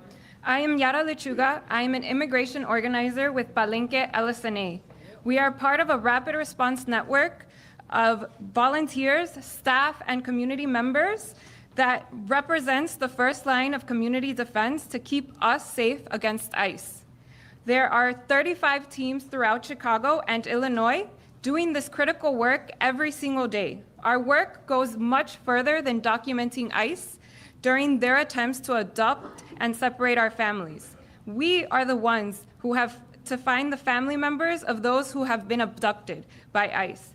We help to tow the cars that have been left abandoned after ICE kidnaps our community members. And we then go and speak with their family members to provide them answers and support. We are the ones who go to areas of potential activity, like Home Depots, as early as 5 in the morning to be on watch. Our volunteers have been harassed, intimidated, and threatened with arrest by Home Depot security and the Chicago Police Department for simply trying to gather information on someone who was taken by ICE on their property. Our network of volunteers, our community members, are getting tear gassed by ICE agents as they try to document ICE abductions and for simply walking out of a grocery store. We are trying to keep our community safe while ICE breaks glass windows, points assault rifles at our people, and chokeholds our community members like we saw just outside of this building last week. To date, federal enforcement and ICE has shot 2 people, killing 1 person, Civelio Villegas Gonzalez. They have also tear gassed our neighborhoods, handcuffed and detained an elder person in an ER for asking for a warrant for a patient. Used Black Hawk helicopter and military tactics to invade an entire apartment building in South Shore, including zip-tying unclothed children. Choked a Black man on the west side, body slammed our community members, and have disappeared people into Broadview Processing Center and have refused attorneys access. They lied about Señor Villegas Gonzalez sending an ICE agent to the hospital to justify his killing. They lied about ICE being blocked by a group of 10 cars in the southwest side to justify increased aggression along Kedzie Avenue. They lie about whether they have legal warrants or not. They are terrorizing our people, our communities, and we know that they are escalating their violence on our community in retaliation of our community organizing. Our rapid response organizing is an important part of our resistance, but we need to do more. Resistance in this moment requires all of us to do everything in our power to push back and advance our collective safety. This means that all levels of government need to use every single tool at their disposal to disrupt their ability to kidnap, oppress, and terrorize everyone in our city and state. That's why today's executive order by the mayor is a critical step, an example of other elected officials to follow. This is also a call to action to every elected official in our city, counties, state, and federal, and the Chicago Police Department to use every tool at their disposal to push back and resist. We have 2 calls to action. First, if you believe you see ICE in your neighborhood, document from a safe distance. We need this evidence of what they are doing to our community members. If someone you know has been taken by ICE, please call the Family Support Hotline to connect their family impacted to legal help. The number is 1-855-435-7693. Second, we need you to call your local city, county, and state officials and ask them what they are doing to keep us safe. While we are out here doing our jobs, we need everyone to step up and do theirs. This is what fighting for our collective safety looks like. Please join us. Thank you.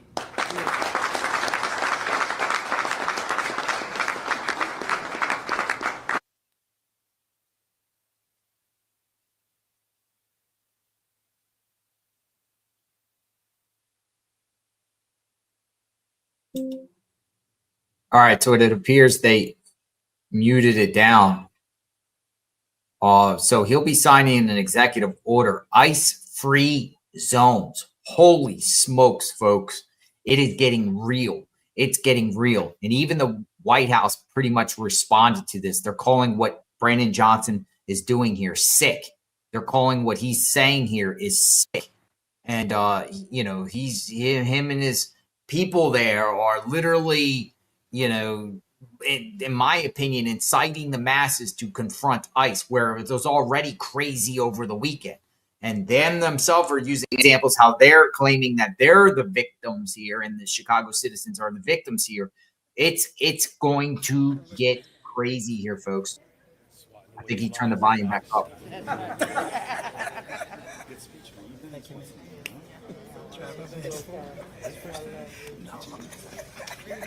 Thank you. Ready?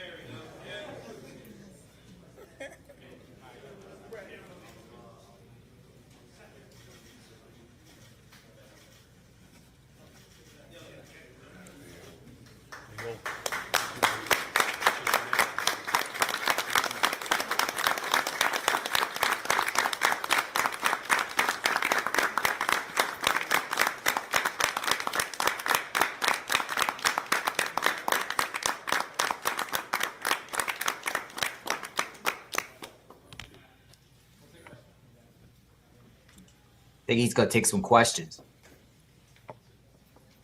Testing. Okay, there we go. All right, we'll try to get to everyone. We'll do one question just to get through everyone. Randy, you want to start? Good morning, Mayor. Good morning. Are you concerned at all about like legal challenges to this? I'm not quite sure what the precedent for allowing or not allowing federal officers on city property is. Yeah, we're establishing that today. Look, we're living in unprecedented times, and it's going to take bold, clear action to push back against tyranny. What you see is a unified front of black, brown, white, Asian, young, old, faith community, community-based organizations, elected leaders from across the city, that we're clear that we do not want or need the militarized occupation of our city. And I'm going to use every single tool that's available to me to ensure that we maximize protection to the best of our abilities. Good morning, Mayor. Good morning. Can you confirm the reports that Chicago police were ordered to stand down when ICE agents were surrounded and rammed by cars? And do you want Chicago police not to help ICE agents? Our police officers respond to every single emergency in this city. The brave women and men who sign up to serve and protect this city are committed to keeping us safe. And what we have made very clear is through our Welcoming City Ordinance, when it comes to civil immigration enforcement, absent a warrant, our police department will not dub as federal ICE agents. In fact, we believe it's antithetical to driving violence down in the city of Chicago. When people call 911, we do not ask what their immigration status is, right? And so our police department will respond to every incident in which their services are needed to keep people safe, protecting the fundamental right to be able to protest, ensuring the maximum safety of our residents. That is the top priority of our administration. Can you confirm, though, were Chicago police told to stand down? What I can confirm is that our police department responds to every single 911 call. When 911 is called and there's an emergency, our police department shows up, as they've always done. Hi, Mayor. Hi. You just said we may be pushed, if not forced, to take even more dramatic action if this administration continues to escalate. What exactly does that mean from a city perspective? Everything. Meaning? Everything. whatever is necessary to ensure that we're protecting people. Look, I've already signed, this is the third executive order, the most sweeping executive orders from any executive office pushing back against this administration. We are looking at every single way in which we can protect people. And as the coming days come forward, there are many ideas that have already been placed in our collective circle. And I'm giving serious considerations around another potential executive order later this week. Can you give an example?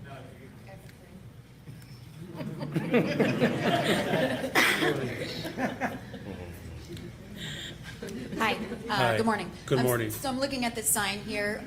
What will happen if federal agents show up and say, not too bad? I mean, are Chicago police going to enforce this sign? So if they are in violation, that's why we have our Department of Law. Department of Law. We are using every single tool that's available to us, and that includes the legal in the justice system. What we have seen that everything that this president has promulgated, whether it's his illegal taxes that have been deemed illegal, or whether it's the fact that we already seen a judge that he appointed said that he overreached when he tried to federalize troops to send them to Mayor Wilson in Portland. And so we will use the reason why we have this in place, so that if the federal government does violate, we do now have a precedent that we can establish to hold them accountable. Mariah. Hi, Mayor. Hi.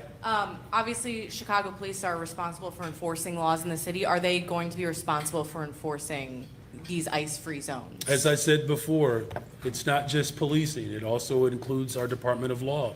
If someone is in violation of the law, we'll take them to court. But will it also include police? Like for Everyone the private is responsible. businesses? For the private businesses, I'm encouraging many of them to volunteer, to be a part of this collective action. Here's what's most important here. We know that this president is not interested in adhering to the law. So we're going to give him something to hold him accountable. And if he violates the law in the city of Chicago, we would do just that, hold him accountable.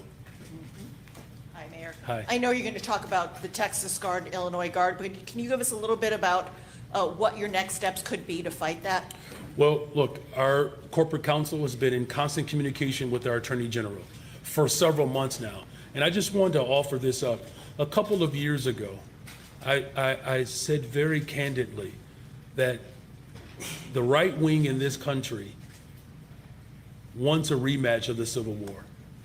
I want that to sit in right now, because the President of the United States of America has declared war on the people of Chicago and people across America. That's right. He's more interested in giving billions of dollars to other nations, while farmers in urban cities around this country are literally being destabilized.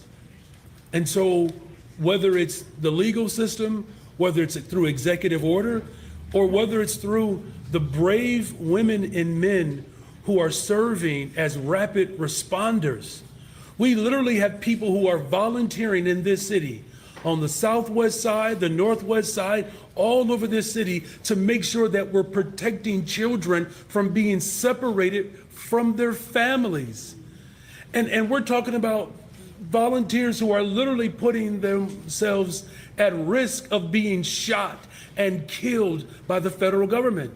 And so whether it's the legal system, whether it's our continuous struggle for liberation through organizing, and whether it's through executive action, or whether it's through law, it would be nice if we actually had lawmakers in Washington that would actually hold this president accountable.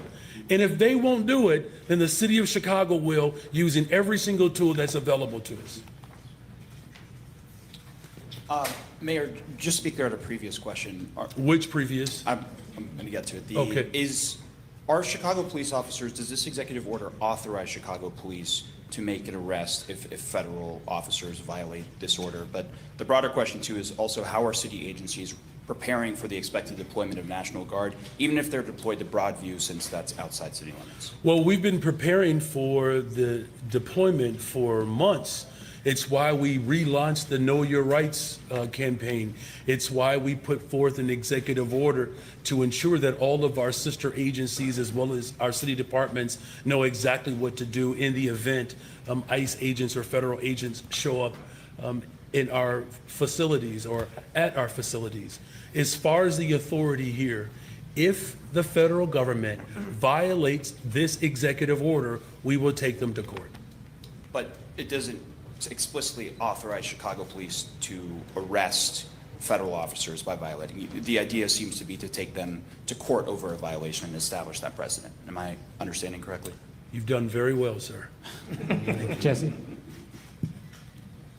Thank you. Despite how difficult this might be at this time, do you feel it's a good time? Do you feel it's important to share a message to the Latino community to try to remain calm so they don't fall into the trap of confrontation, especially after what we've seen this weekend? We don't want to justify the president's intentions, and we don't want to jeopardize anybody. Yeah. Go to Tonya after. You know, the Latino community has remained calm. And I'm grateful for all of the residents in this city that have remained calm during this very chaotic time. It's why he's escalating. Do you understand, like when people are picking on you and you don't react, what do? They get angrier. This is proof positive that we have remained calm. I mean, at what point does our humanity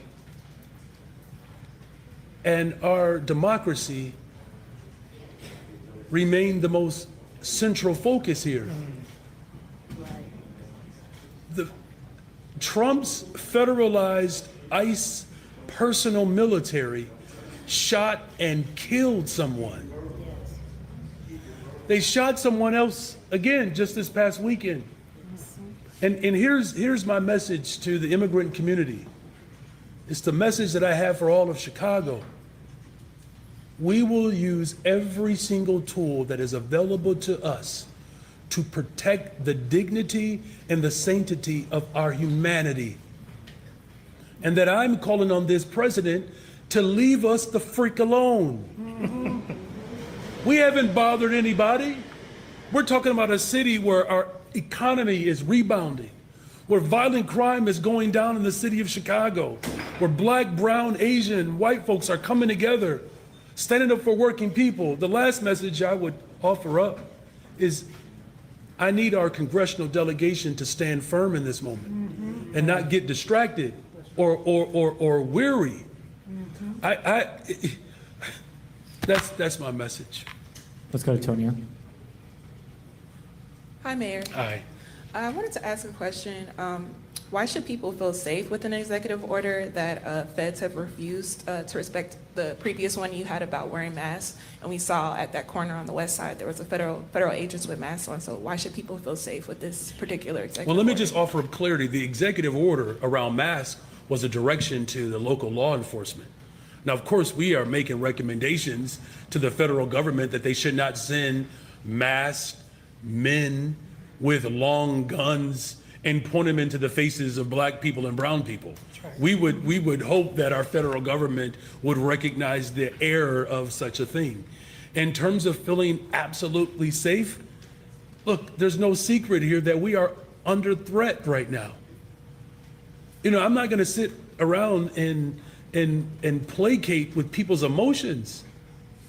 Now, the one reason why I believe that we can feel safer in this moment, look at this stage. We're not alone. You know, one of the most difficult things to do with when you're feeling threatened is when you're by yourself. When you're by yourself. There's not a Chicagoan that's by themselves right now. Yeah. It's not just an executive order. I'm talking about communities yesterday, 700, 400 people packing out rooms, organizing, preparing for this moment. If this was just simply about executive orders, then I would concur that that would be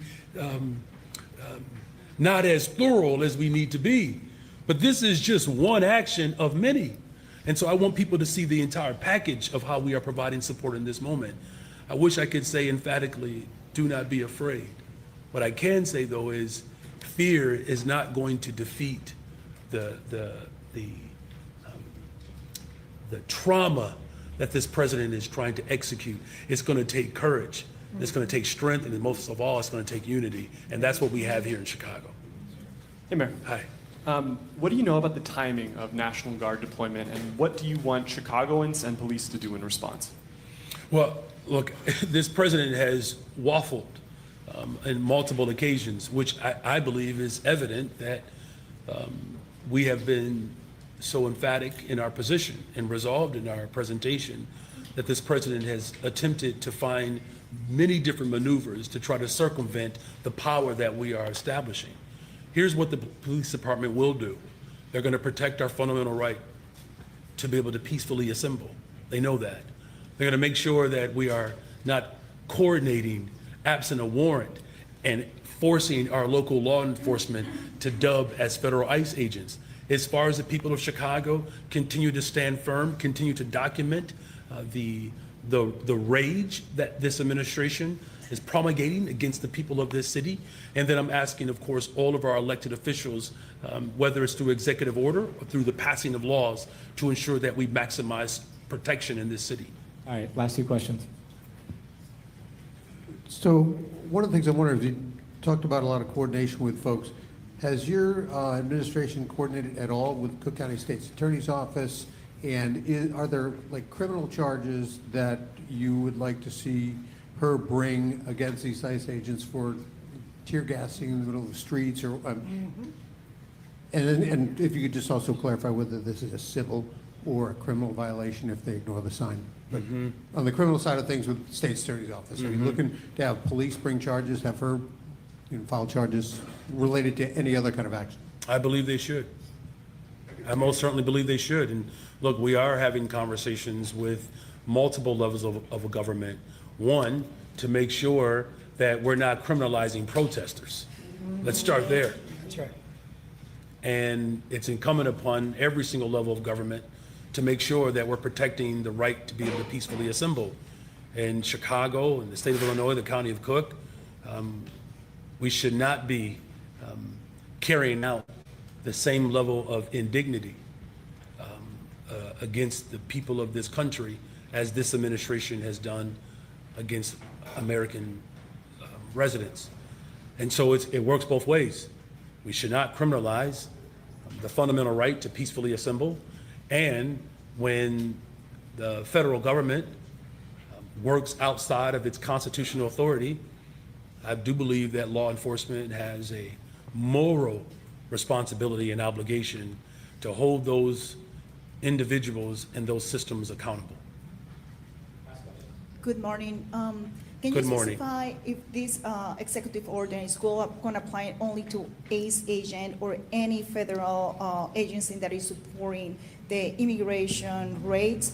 Also, I know that you mentioned it, that if they violate it, they will be taken to court. But this administration has been taken to court since day one, multiple times. Do you think that they're going to follow this executive order? Well, do I believe this president is going to follow simple law? Well, it's clear that he doesn't, right? I mean, he is a convicted felon himself, right? This is the person who released individuals who stormed the Capitol to stage a coup against the American people and set those individuals free.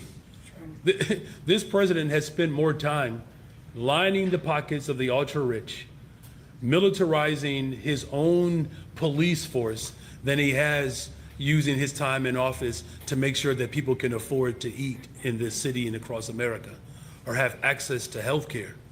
And so what we have seen, though, is that we have been quite effective across this country filing lawsuits. It's why there's a restraint and a restraining order against him right now in Portland.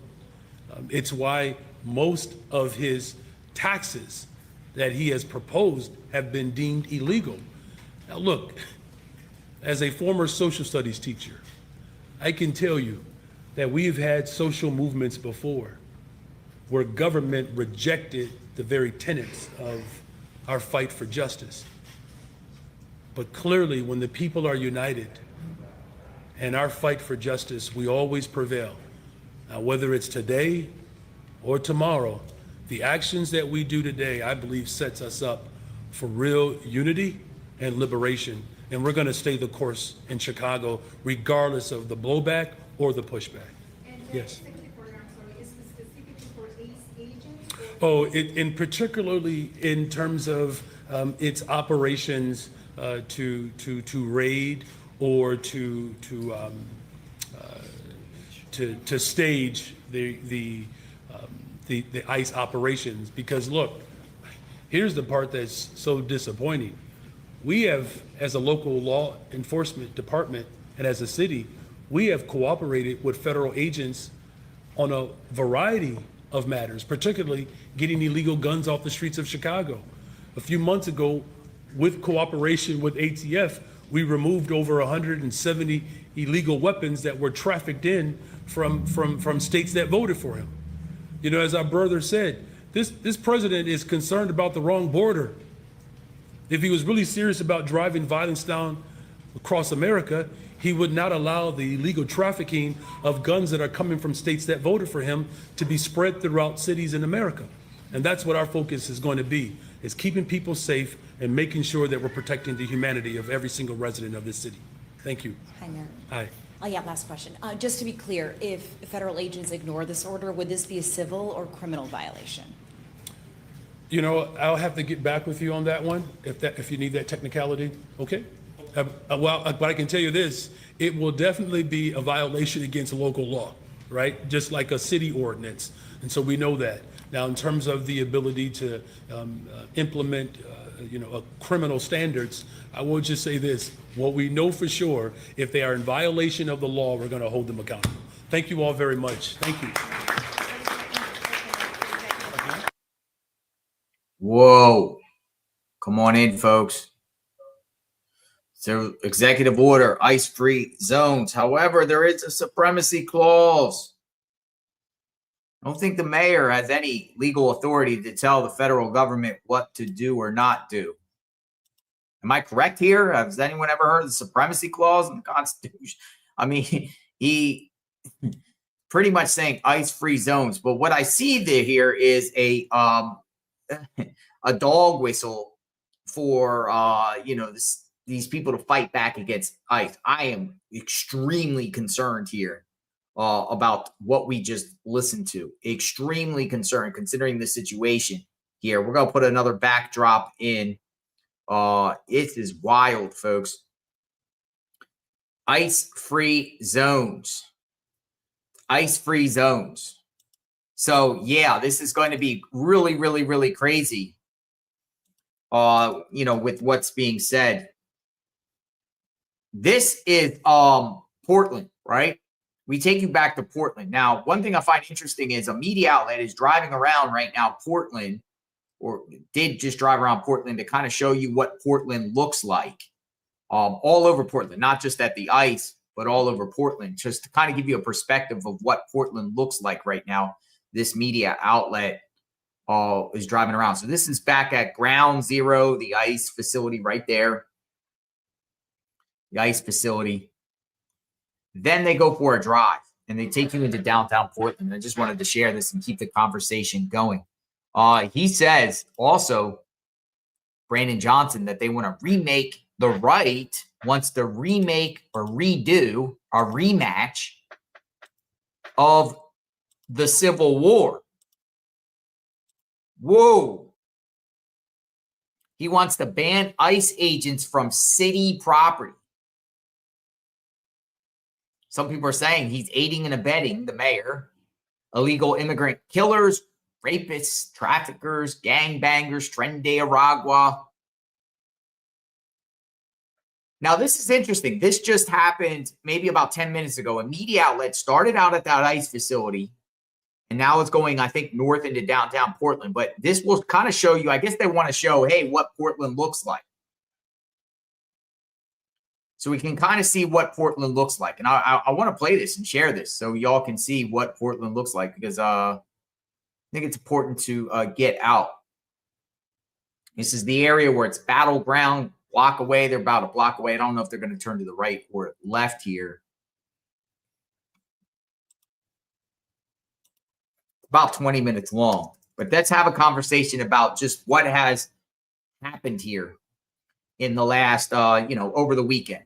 One, you got temporary restraining orders flying out, 2 of them, by a judge named Karin Immergut, who has blocked not only the Oregon National Guard from being deployed to Portland, but also California National Guard and any other National Guard, because Texas just announced that they will be sending their National Guard to Portland, Chicago, and other cities. So you got that going on.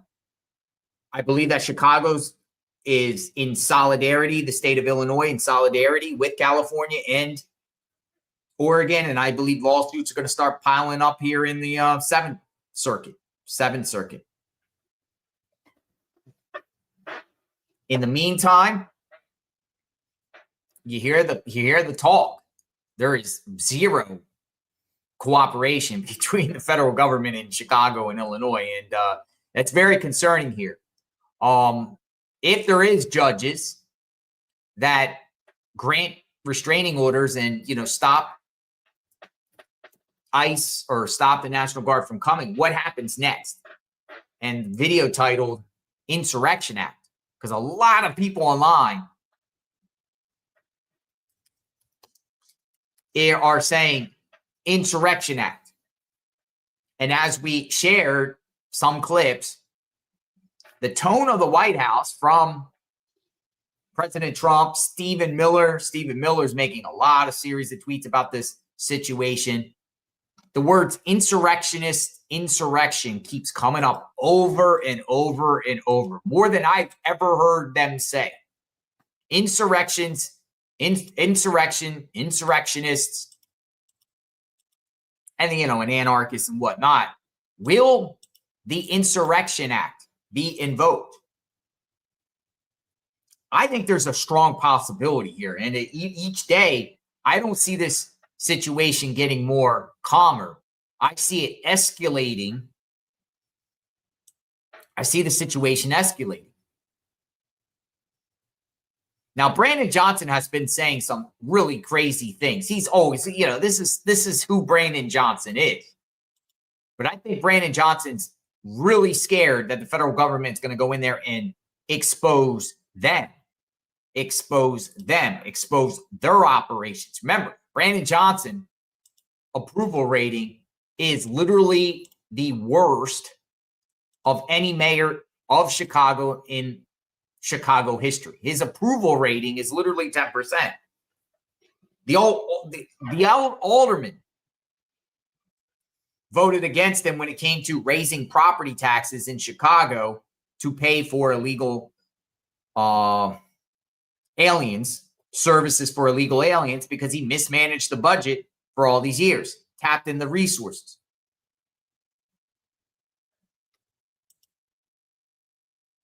Portland.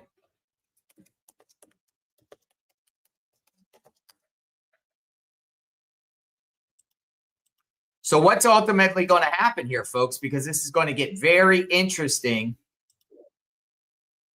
for sure. It's going to get very, very, very interesting. Now, look at this, Portland. Does Portland look like a war zone? Does it look like a war zone?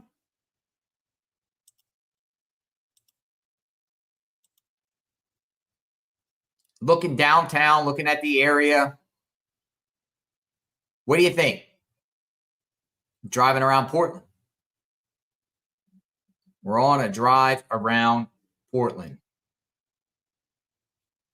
Insurrection Act, will it get invoked?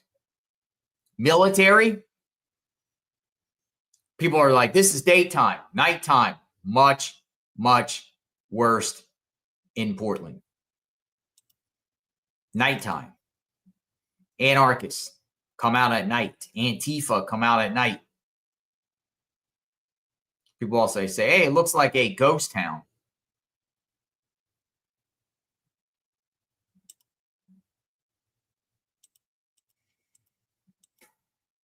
They also have a live feed outside Broadview.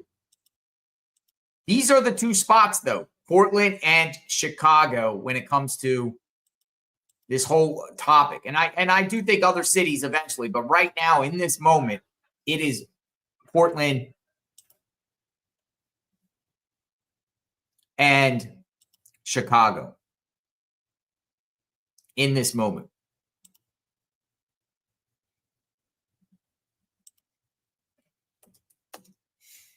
We're going to just show you the area here. It kind of gets grainy for a second, but then it clears up.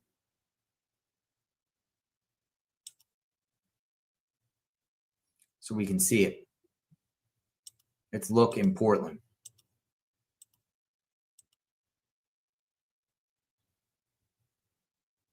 Take a ride in Portland.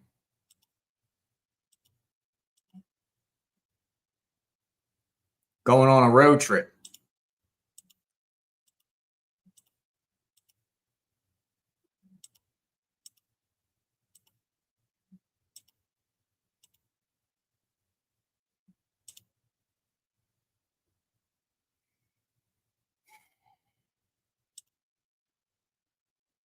Road trip.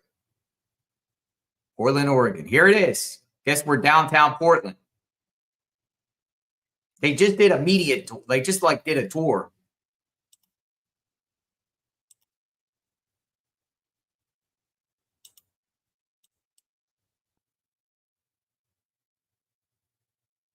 Thoughts?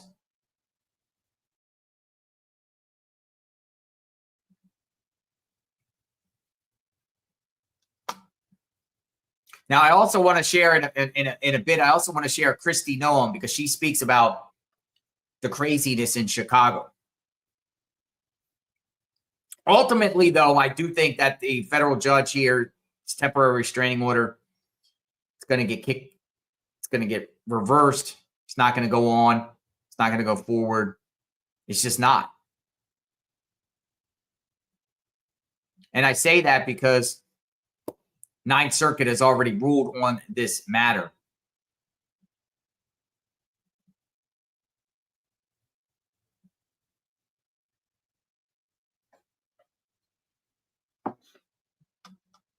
Ninth Circuit has already ruled on the matter. And if Trump administration shows evidence that ICE agents are getting attacked, obstructed, threatened, then I think this temporary restraining order is worthless. And I don't think it will be a permanent restraining order. But we could see more litigation being filed, piles of litigation. They could be weaponizing litigation as a way to stop, the situation, as a way to pump the brakes and try to stop National Guard from coming in. Just sue, restraining orders, sue, and find anything that sticks. That's why I think the Insurrection Act is coming. The Insurrection Act bypasses all that.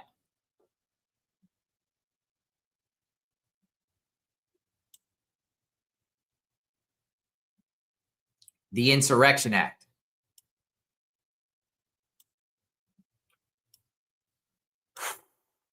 What a morning.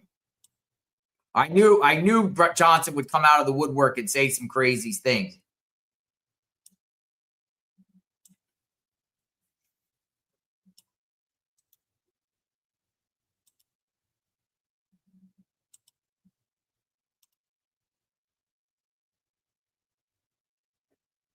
Look at Portland.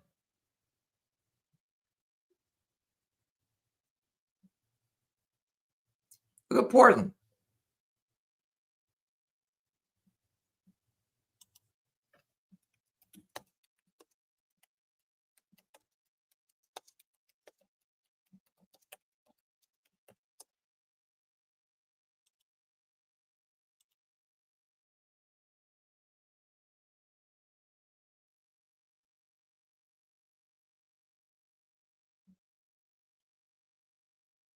The perfect place to develop a crush, it says.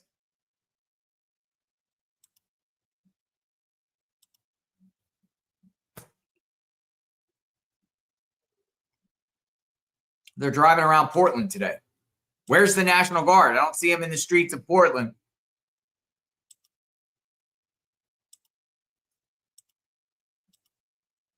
I don't see the National Guard in the streets of Portland yet. Yet. Oh, they're coming. I'm going to respond to some of the comments here. The Freedom Compass says harboring illegals is also illegal. That is true. Harboring illegals is also illegal. OZ says Eric Adams didn't last long. You're next, Brandon Johnson. I personally think Brandon Johnson's getting arrested. I really do. I think Brandon Johnson at one point, he's going to get indicted for something. What? I don't know. He's already, been accused of, things with money, goods and services.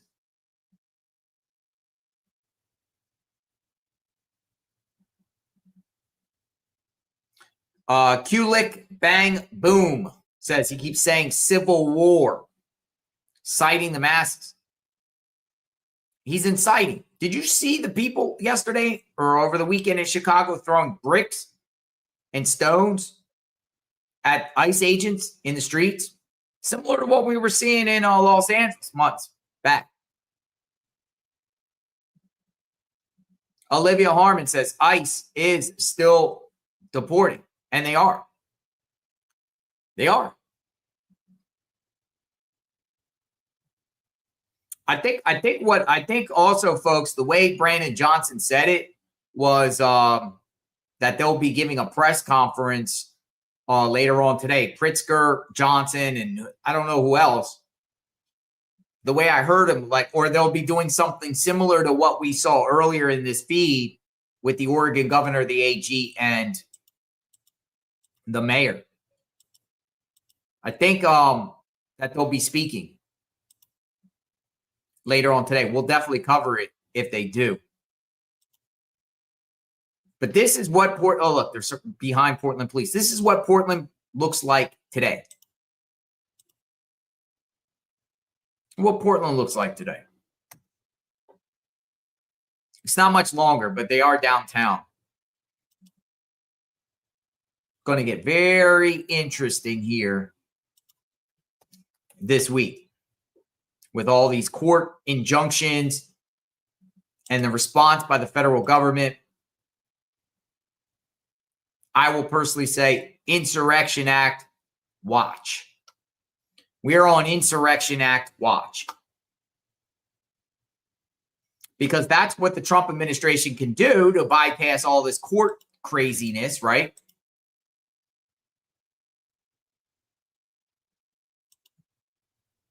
This is showing you what the city of Portland looks like now. But one thing, did you notice that business after business is shut down in downtown Portland? They got a lot of boarded up buildings and vacant and boarded up buildings in downtown Portland. Why? Why? Because the lawlessness goes on that these businesses want to get out. They don't want to deal with it. A lot of vacant buildings. To me, it kind of looks devastating downtown there.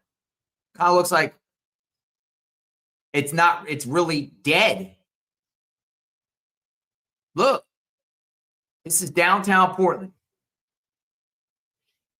Doesn't look too exciting, does it? Business after business shut down or boarded up.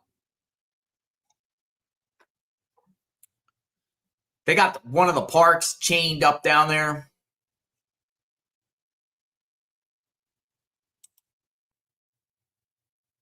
It's a pretty cool clip going around there, though.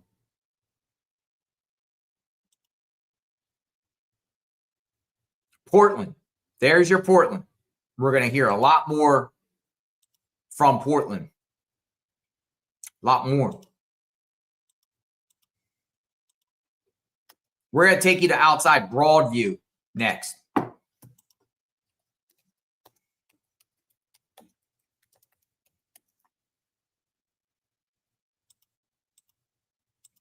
Show you what's going on outside Broadview. There's a feed up in Broadview. Look at the parks. There's a feed up in Broadview.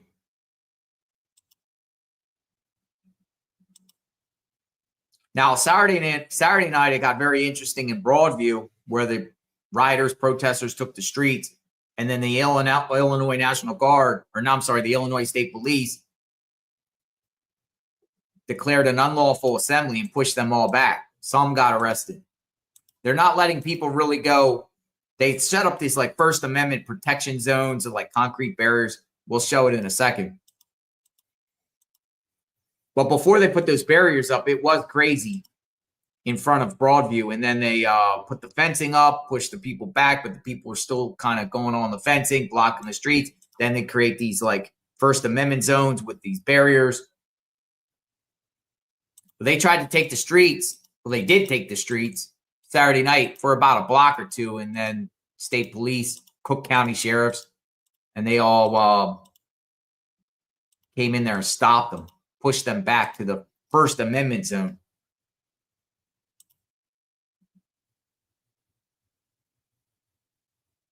Here's your Portland, though. What do you think? I guess they were on National Guard watch. You know, even though there's this TRO, Trump administration could defy it and just send the National Guard there anyway and put them out on the street. That's something, you know, what could happen? What would happen if they just say, screw your temporary restraining order? We're not gonna follow it. It's unconstitutional. We're not gonna follow it, and send the National Guard in there anyway. What's gonna happen?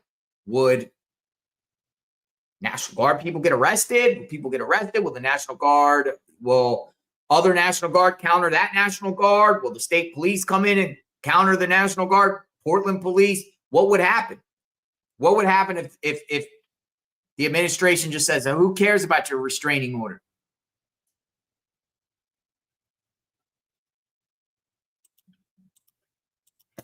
Will some of the National Guard drop their guns? Here's another thing I thought about too.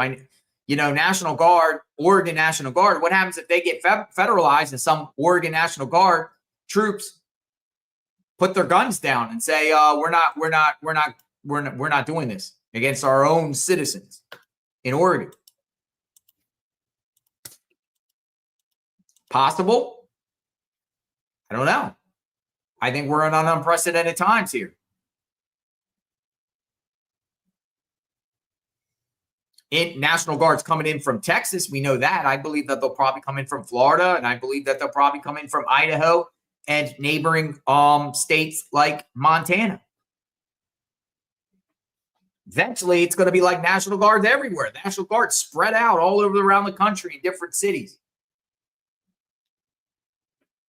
Are you cool with that, though, in order to restore law and order?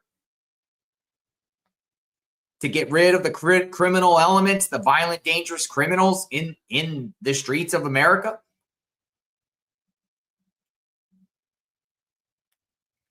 I said to myself, I think it would probably be kind of cool, in my opinion, going to a city and seeing troops on the street. I think it would be kind of cool. Kind of gives me a little bit of assurances that I'm safe. I don't have no problem with troops in the streets, personally. I have no problem with it. You might. I'm. Some people don't. Some people are like, "Hey, I'm cool with the troops in the streets." And a lot of these cities, over the years, they were built beautifully, beautiful parks. Every city has beauty offered to the table, but it's just some of these cities have just been destroyed, where the criminal elements have taken over these areas, and it's like no-go zones. It's bad. You can't go out. How are you not going to be able to walk around downtown city at night?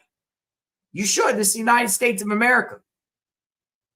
Long time ago, you could do that. Long time ago. Something happened. Something changed over the last decades. And I can't even go downtown anymore. Enjoy yourself. Or without being berated, heckled, harassed, threatened. There's a lot of people out there wandering the streets with mental illness. Homelessness is a big issue, though I don't think homelessness should be criminalized, but homelessness is a problem. And in some of these cities, just allow homelessness just to take over the streets, tents all over the place, homeless people all over the parks. It's sad. I'm not saying arrest people that are homeless, find other solutions for that, but clean it up. Clean up the cities. Clean up the cities. Drug infested, open drugs all over the place, prostitution all over the place. Clean it up. Clean it up. Clean up our cities. Why can't we get rid of all the graffiti? Why can't we get the parks open? Plant some flowers. Be in peace. Why can't we do that? We take you back to the ICE facility here. They just did a loop.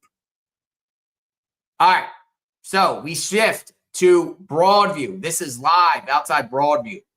This is the ICE facility so that was the ICE facility in Portland. Now we're at the ICE facility outside Broadview, which they set up.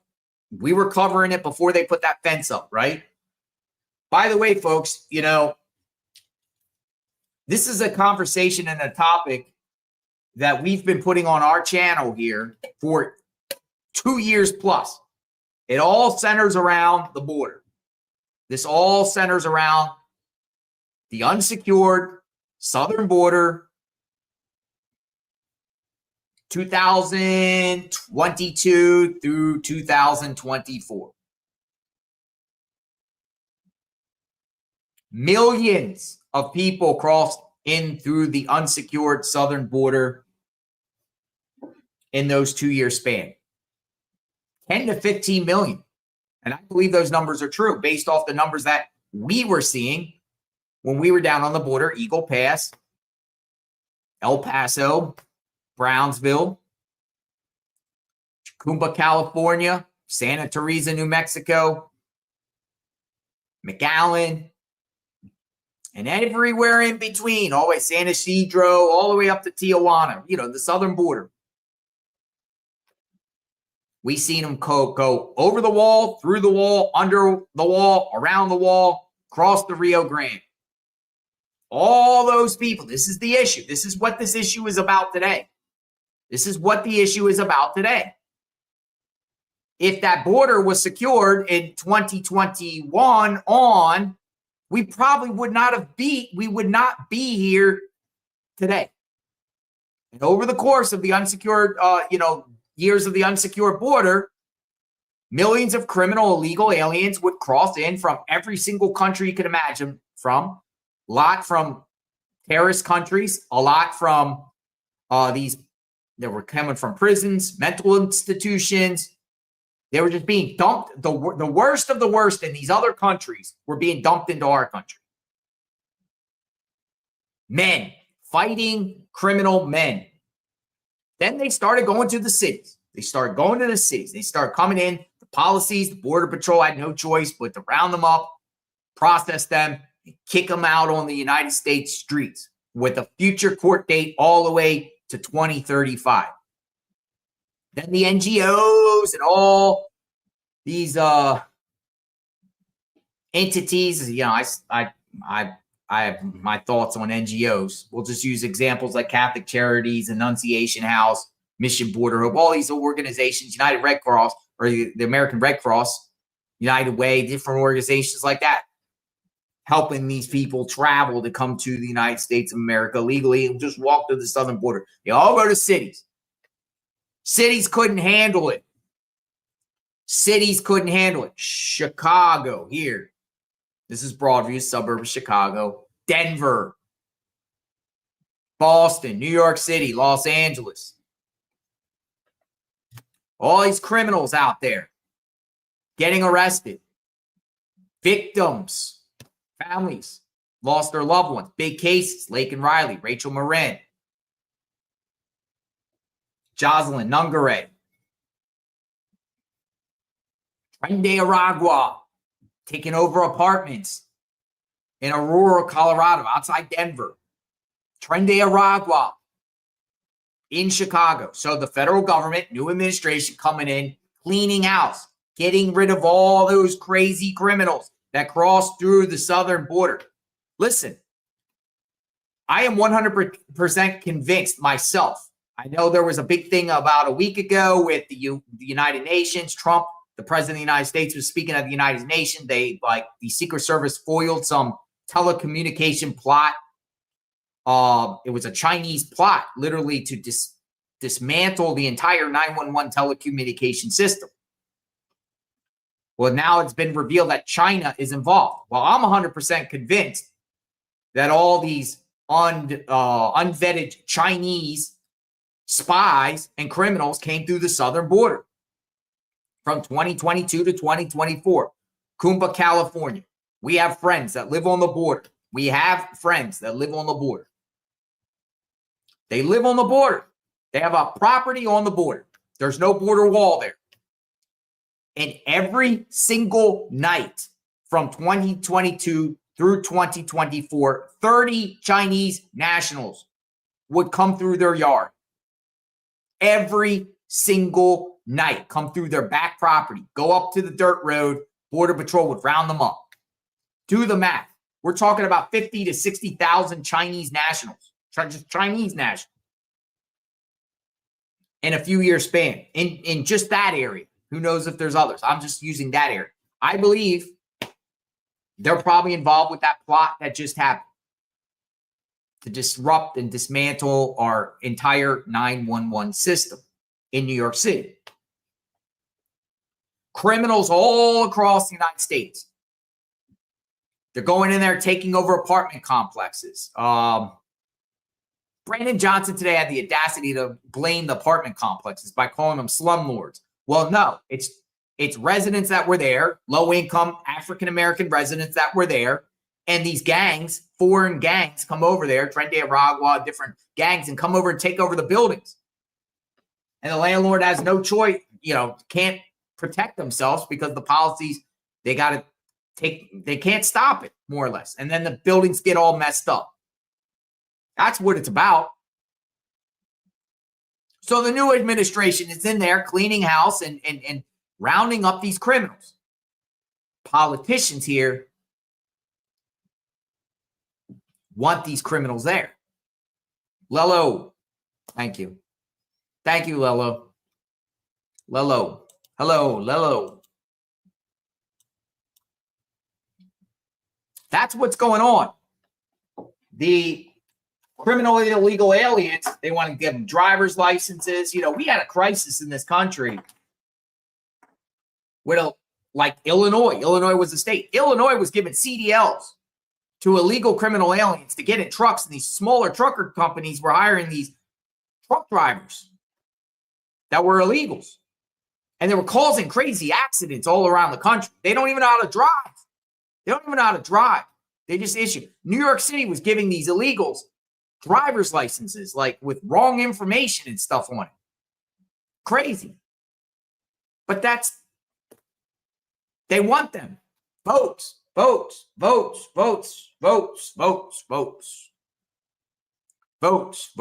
the Democrats. Votes in these cities. It's who keeps them in power. They're being used. It keeps them in power. They shield them because it keeps them in power. Brandon Johnson's scared of being exposed. The money, his group of people, how he came into power. He's scared. Literally. We know he's corrupt to the core. This federal government is not going around asking every single person for their papers. They're not messing with women and children. Now, they have said if you are here, illegally and you're hanging around with other people, what I'm saying is if they have targets. They got orders from judges. Deportation orders from judges. They've already been ordered to be deported. They've been blending and hiding in the cities, still committing criminal acts. And even if they get arrested for something, what has been learned is the cities will obscure their names, twist their names around so they're not in the federal database, and not comply with ICE and kick them back out on the streets. Well, the federal government has lists. They know where they're at, or they think they know where they're at, and they're going around to last known addresses, whatever like that. So, yeah, there is some people that get caught in the crosshairs there when they're out there getting their targeted people. Don't hang around with people that are criminal aliens. And if you're just a regular person that's in the United States illegally, not committing a crime, I don't believe they're going after you.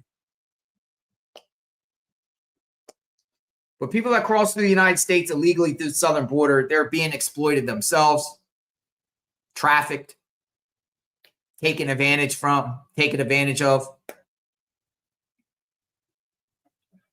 I also think a lot of them are victims themselves. It's going to get crazy, folks.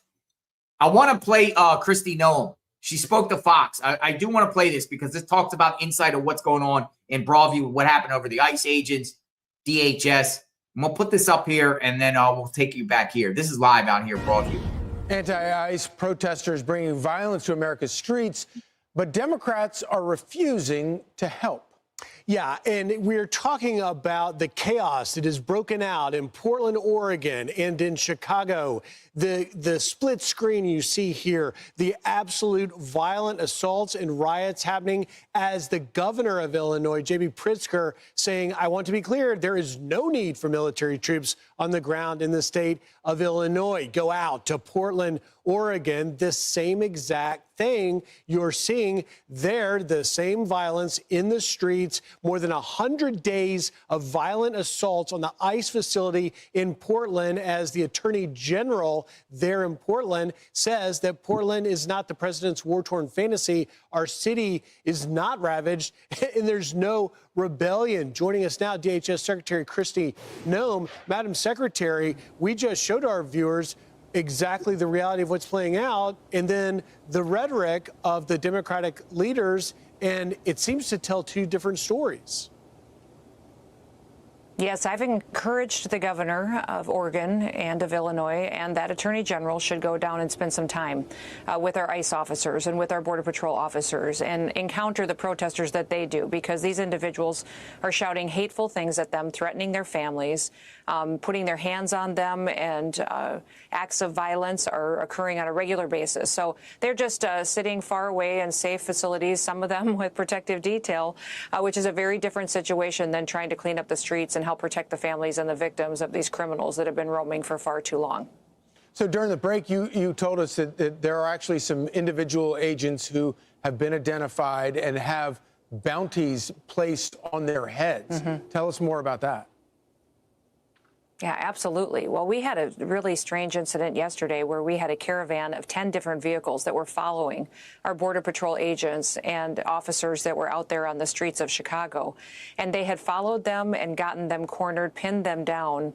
And then our agents, when getting out of their cars, they tried to run them over and had semi-automatic handguns on them to where our agents had to protect themselves, and shots were fired, and an individual ended up in the hospital that was attacking these officers. Very dangerous situation. And then in that situation as well, this individual had threatened them previously and had told them that they all needed to go down and shouted expletives at them. So our intelligence indicates that these people are organized. They're getting more and more people on their team as far as attacking officers, and they're making plans to ambush them and to kill them. We have specific officers and agents that have bounties that have been put out on their heads. It's been $2,000 to kidnap them, $10,000 to kill them. They've released their pictures.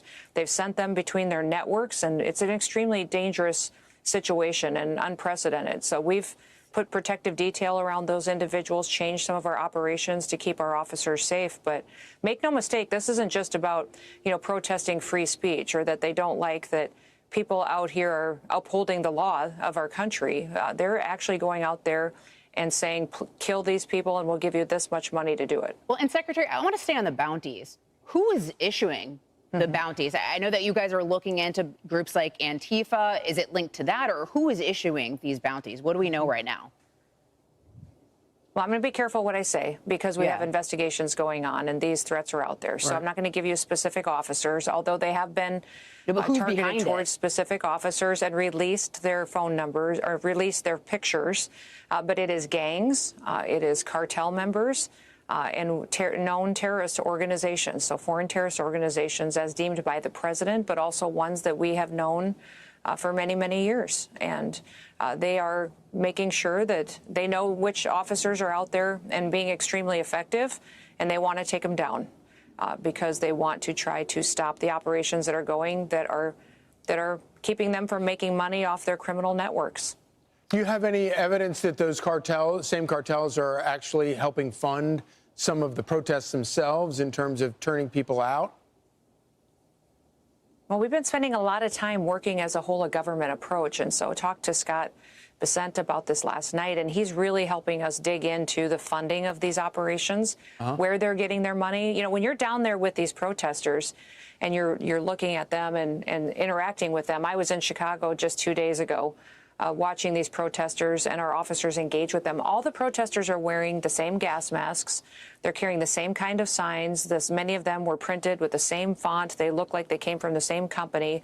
To be that organized and have the same equipment to push back on law and order, you know that somebody is funding them and organizing them and that they're being paid. What would all these individuals be doing, and how are they affording their groceries, their rent, their homes, when they're down on the street protesting at 8:30, 9 o'clock in the morning, and spending all day there just screaming horrible things at law enforcement, putting their hands on them and violating our laws. Well, and what's for the life of me, I can't understand, Madam Secretary, and it was just weeks ago here on this couch, I asked you how concerned you were that one of your agents could be killed. In that time, since I asked you that, we have had bullets fired into the Dallas facility there, claiming the lives of 2 illegal aliens that were in custody, with your agents running into the fire to try and protect those detainees. And just 2 days after that incident on the streets of Chicago, there in Broadview, where all of this is happening, you have people chanting, "Shoot ICE, kill ICE." But for the life of me, I cannot understand why Democrat politicians and local leaders like Chicago's Mayor Brandon Johnson is literally calling you essentially a liar when you make the case that your ICE agents are being attacked. Here's a little bit of what he had to say. I want to get your response. She has no idea what she's talking about. You know, the Trump administration, they are completely delusional right now. And what they are promulgating in this particular moment are not just unconstitutional measures, but they're dangerous and reckless, and it's antithetical to who we are as a nation. Madam Secretary, your reaction to that? Well, let's remember that mayor has a less than 6% approval rating in Chicago. So the people who live there, less than 6%, think he might be doing somewhat of a good job. Overwhelmingly, that man is a failure. He's a failure for his people and hasn't stood up for the victims of the crimes that have happened in his city. So we're going to keep doing our work. Every day when we're there doing our operations, when I'm there with them, people on the streets are clapping as we do our work. They're clapping as these officers are arresting these bad criminals. And out of the 12 that we arrested during the short period of time I was there, 6 of them had criminal records in their backgrounds that the state had arrested them and just turned them loose on the street again for assault, for weapons possession, for robbery. Those individuals now are off the streets thanks to President Trump, not thanks to that mayor who's delusional at best. So do you tie a direct line between the rhetoric from people like Mayor Johnson and other Democrats to the actual increase in assaults and the threat of violence? Oh, absolutely. He's giving them air cover. He's giving them air cover so they can go out and keep committing crimes. It's wrong. There should be consequences for that and for leaders that stand up and knowingly lie about the situation on the ground. This is a war zone. His city is a war zone, and he's lying so that criminals can go in there and destroy people's lives. You know, those individuals that live there are waking up to it. They understand that where we have gone, we've made it much more free. People are much safer. We've got 1,000 criminals that are off the streets of Chicago just because we've been there, not because of his help. And in fact, they don't even let our ICE officers and our Border Patrol officers use restrooms in facilities. Those men and women were telling us that they have to figure out even where they can go sit down for 5 minutes to have lunch or to use a restroom throughout their shift and their break. So they've made it a very difficult situation. But what I was so encouraged by was these officers love their jobs. They love their jobs. They're so excited that they get to go out there and serve our country. And they see normal, everyday people going to work who thank them. And I don't know if you saw those videos of those folks down there chanting USA Indeed. and holding signs encouraging ICE. If more Americans would do that, if you would go down there and show them when you have some spare time, it really is encouraging to our officers. How are they holding up, Secretary? I mean, it's got to be hard to be called. They're doing good. Yeah.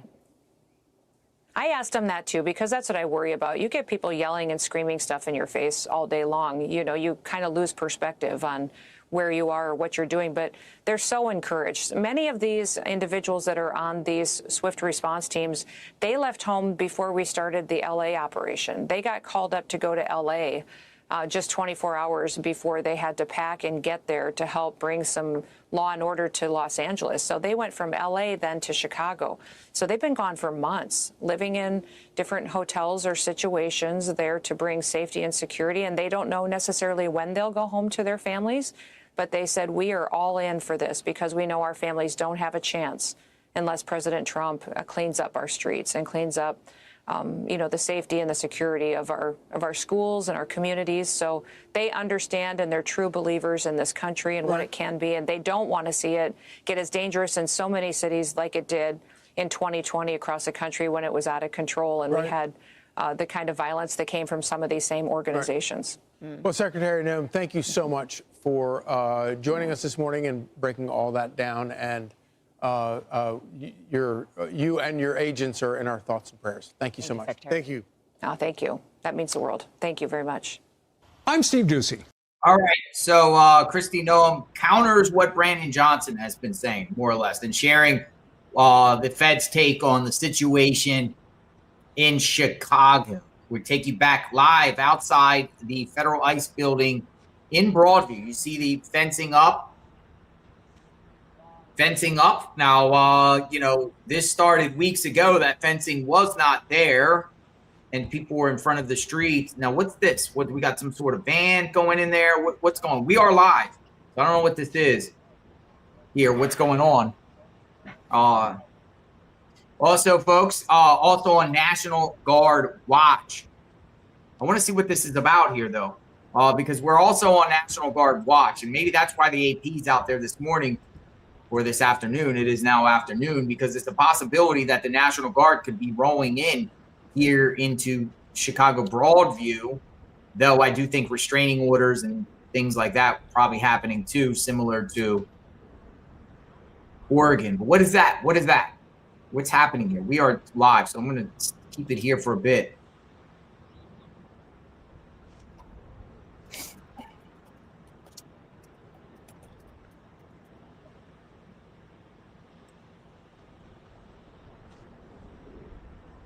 Live outside the Broadview ICE facility.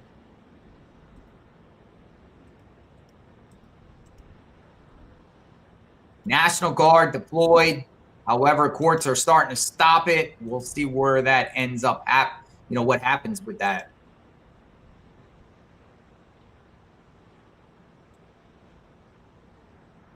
The word insurrection is being used a lot. Insurrection.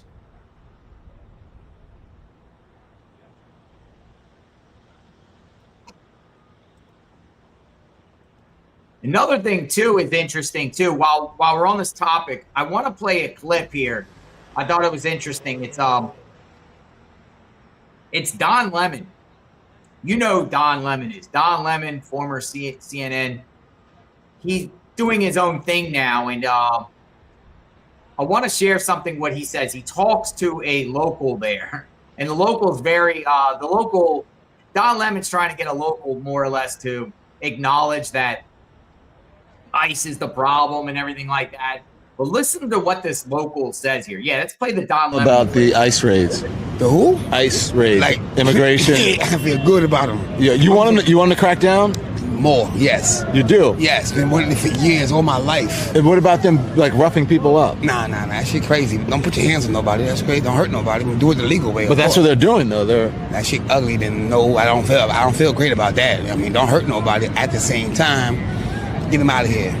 Get them all out of here. Please and thank you. Trump 4 more years for that. Did you just for that? Just Did for you that. vote for him? No, hell no.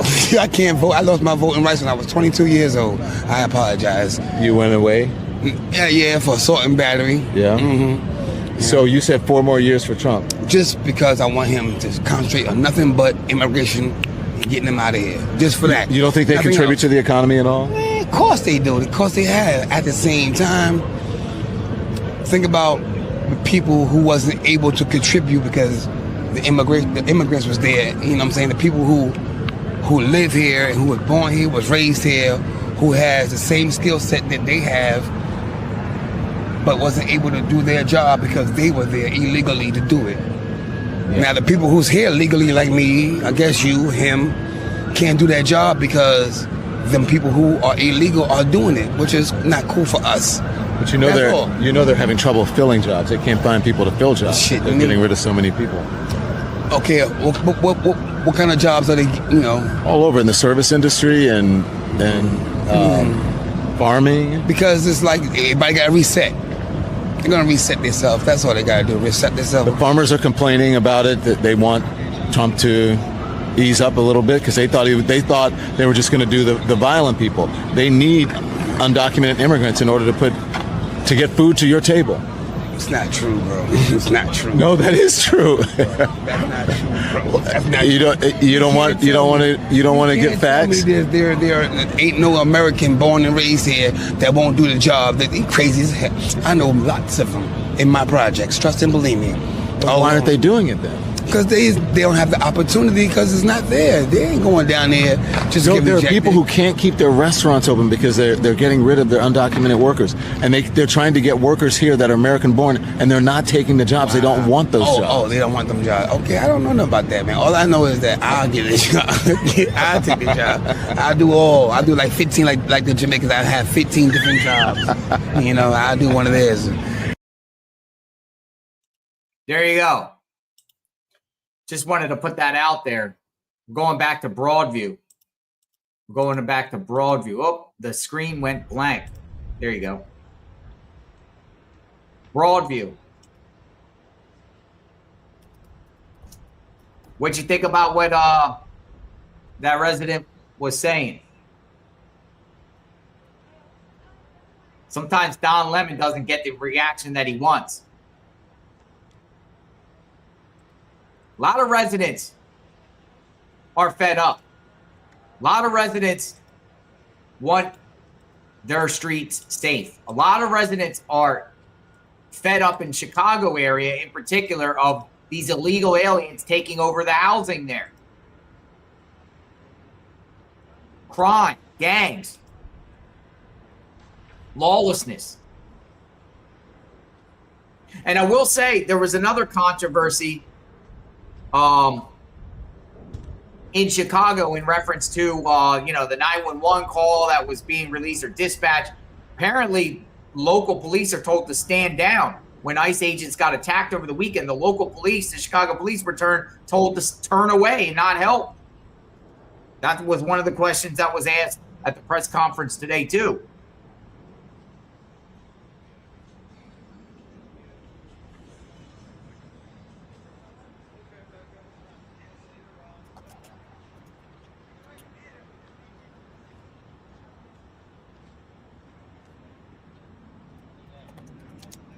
There's something else I want to share here, which is interesting because we're going to take you back to Portland for a second.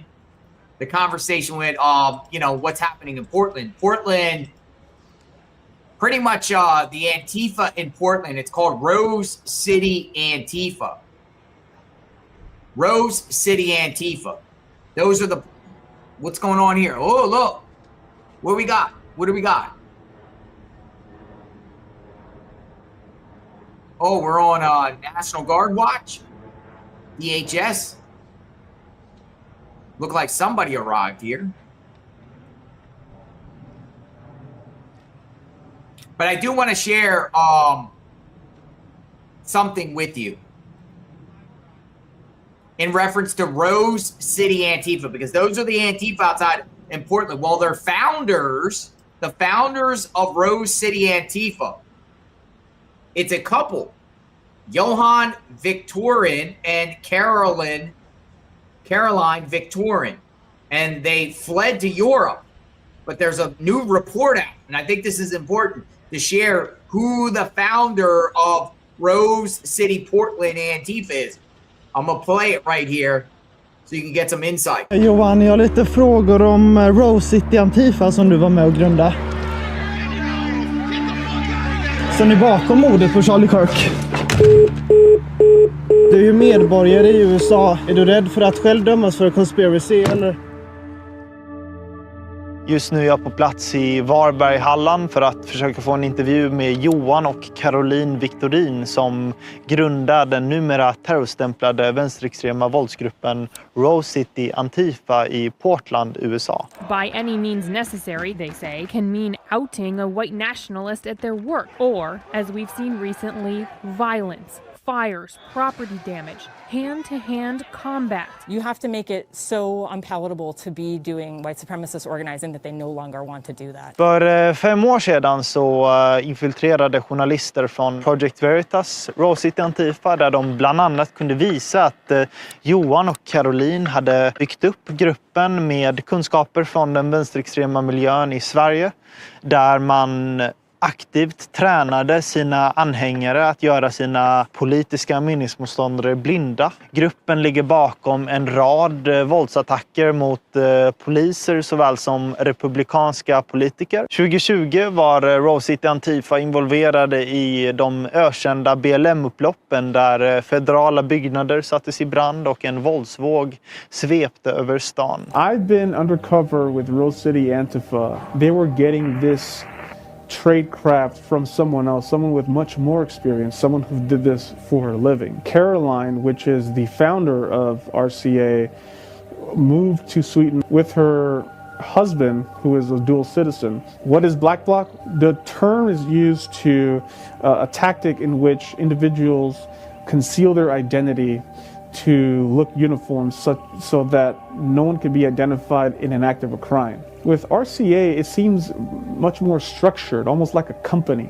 Practice things like an eye gouge. It takes very little pressure to injure someone's eyes. Nu efter mordet på Charlie Kirk så gick Rose City Antifa ut helt öppet och hyllade mordet. Och det är också en av anledningarna till att president Trump nu har signerat en exekutiv order där man har terrorstämplat Antifa i USA. Vilket också nu öppnar upp för ytterligare brottsutredningar. I USA så är det olagligt att grunda en kriminell organisation och både Caroline och Johan riskerar att åtalas för bland annat conspiracy. Så planen är att vi ska försöka få en intervju med Johan när han går ut genom dörren och försöka få svar på våra frågor om han är rädd för att åtalas nu av en amerikansk domstol.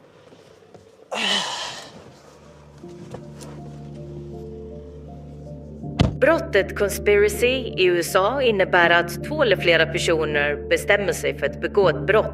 Redan överenskommelsen tillsammans med en handling i riktning mot planen räcker för att dömas. Och straffen, de är hårda. Upp till livstidsfängelse för allvarliga brott som till exempel terrorism, även om huvudbrottet aldrig genomförs. Tjenare Johan, jag har lite frågor om Rose City Antifa som du var med och grundade. Du blev ju avslöjad av Project Veritas, både du och Caroline. Så ni bakom mordet på Charlie Kirk?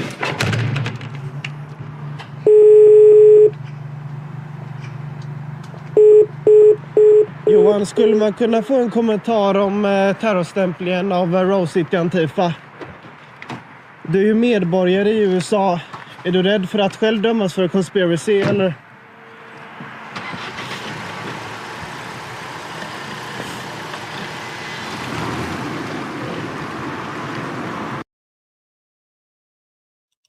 Busted. Those are the founders of Rose City Antifa, the anarchists that you see outside of the ICE building in Portland. Whoa. That was a report that just came out. They fled and now they're in Sweden. They've been hiding in Sweden. Johan and Caroline, Victorin. Oh, see what I'm saying? Follow the money, follow the leaders. It's a great report. That was a great report. Will they get indicted? Will they get indicted by the federal government and extradited back to the United States? We shall see. Stay tuned for that. Definitely on watching that. So this is the ICE facility outside of Broadview and Portland, 2 spots.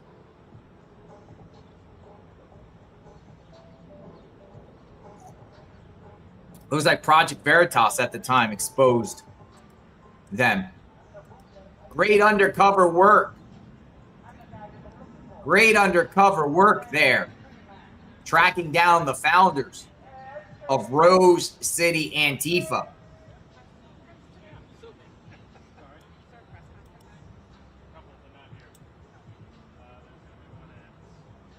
Bring them back. Indict them.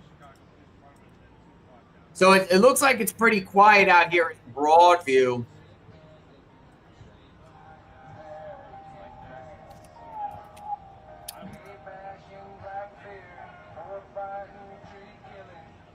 Seems like it's pretty quiet. I think there was a few people standing out there.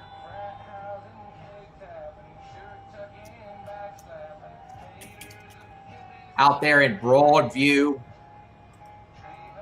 suburb of Chicago. Pretty wild and crazy times moving forward, folks. All right, so with that being said, I think we're going to sound off for the day until something else breaks out. I'm gonna blow myself up here. All right, folks, so Portland, Chicago, we've heard it all today. Court injunctions. Will the Insurrection Act get invoked? What is going to happen here moving forward? We shall see. We got our eyes on Chicago and Portland and other cities.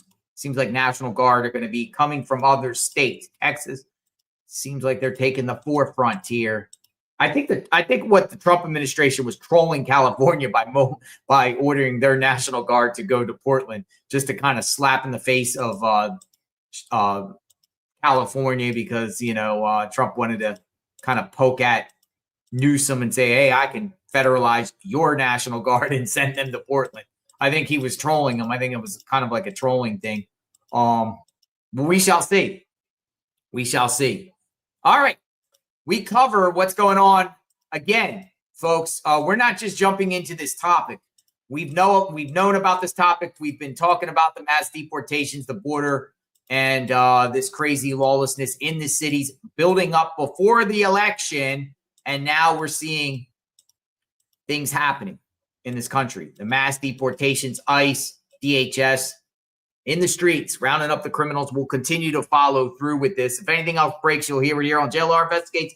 And I think we'll get a press conference with Johnson and Pritzker soon. Will protesters take to the streets? We'll be monitoring for sure. And every other thing that's in reference to this topic. All right, folks, be safe out there. Thanks for watching, spending the time with us. We'll talk soon. JLR Magnolia Investigates. Until next time, my friends, be safe out there. Talk soon.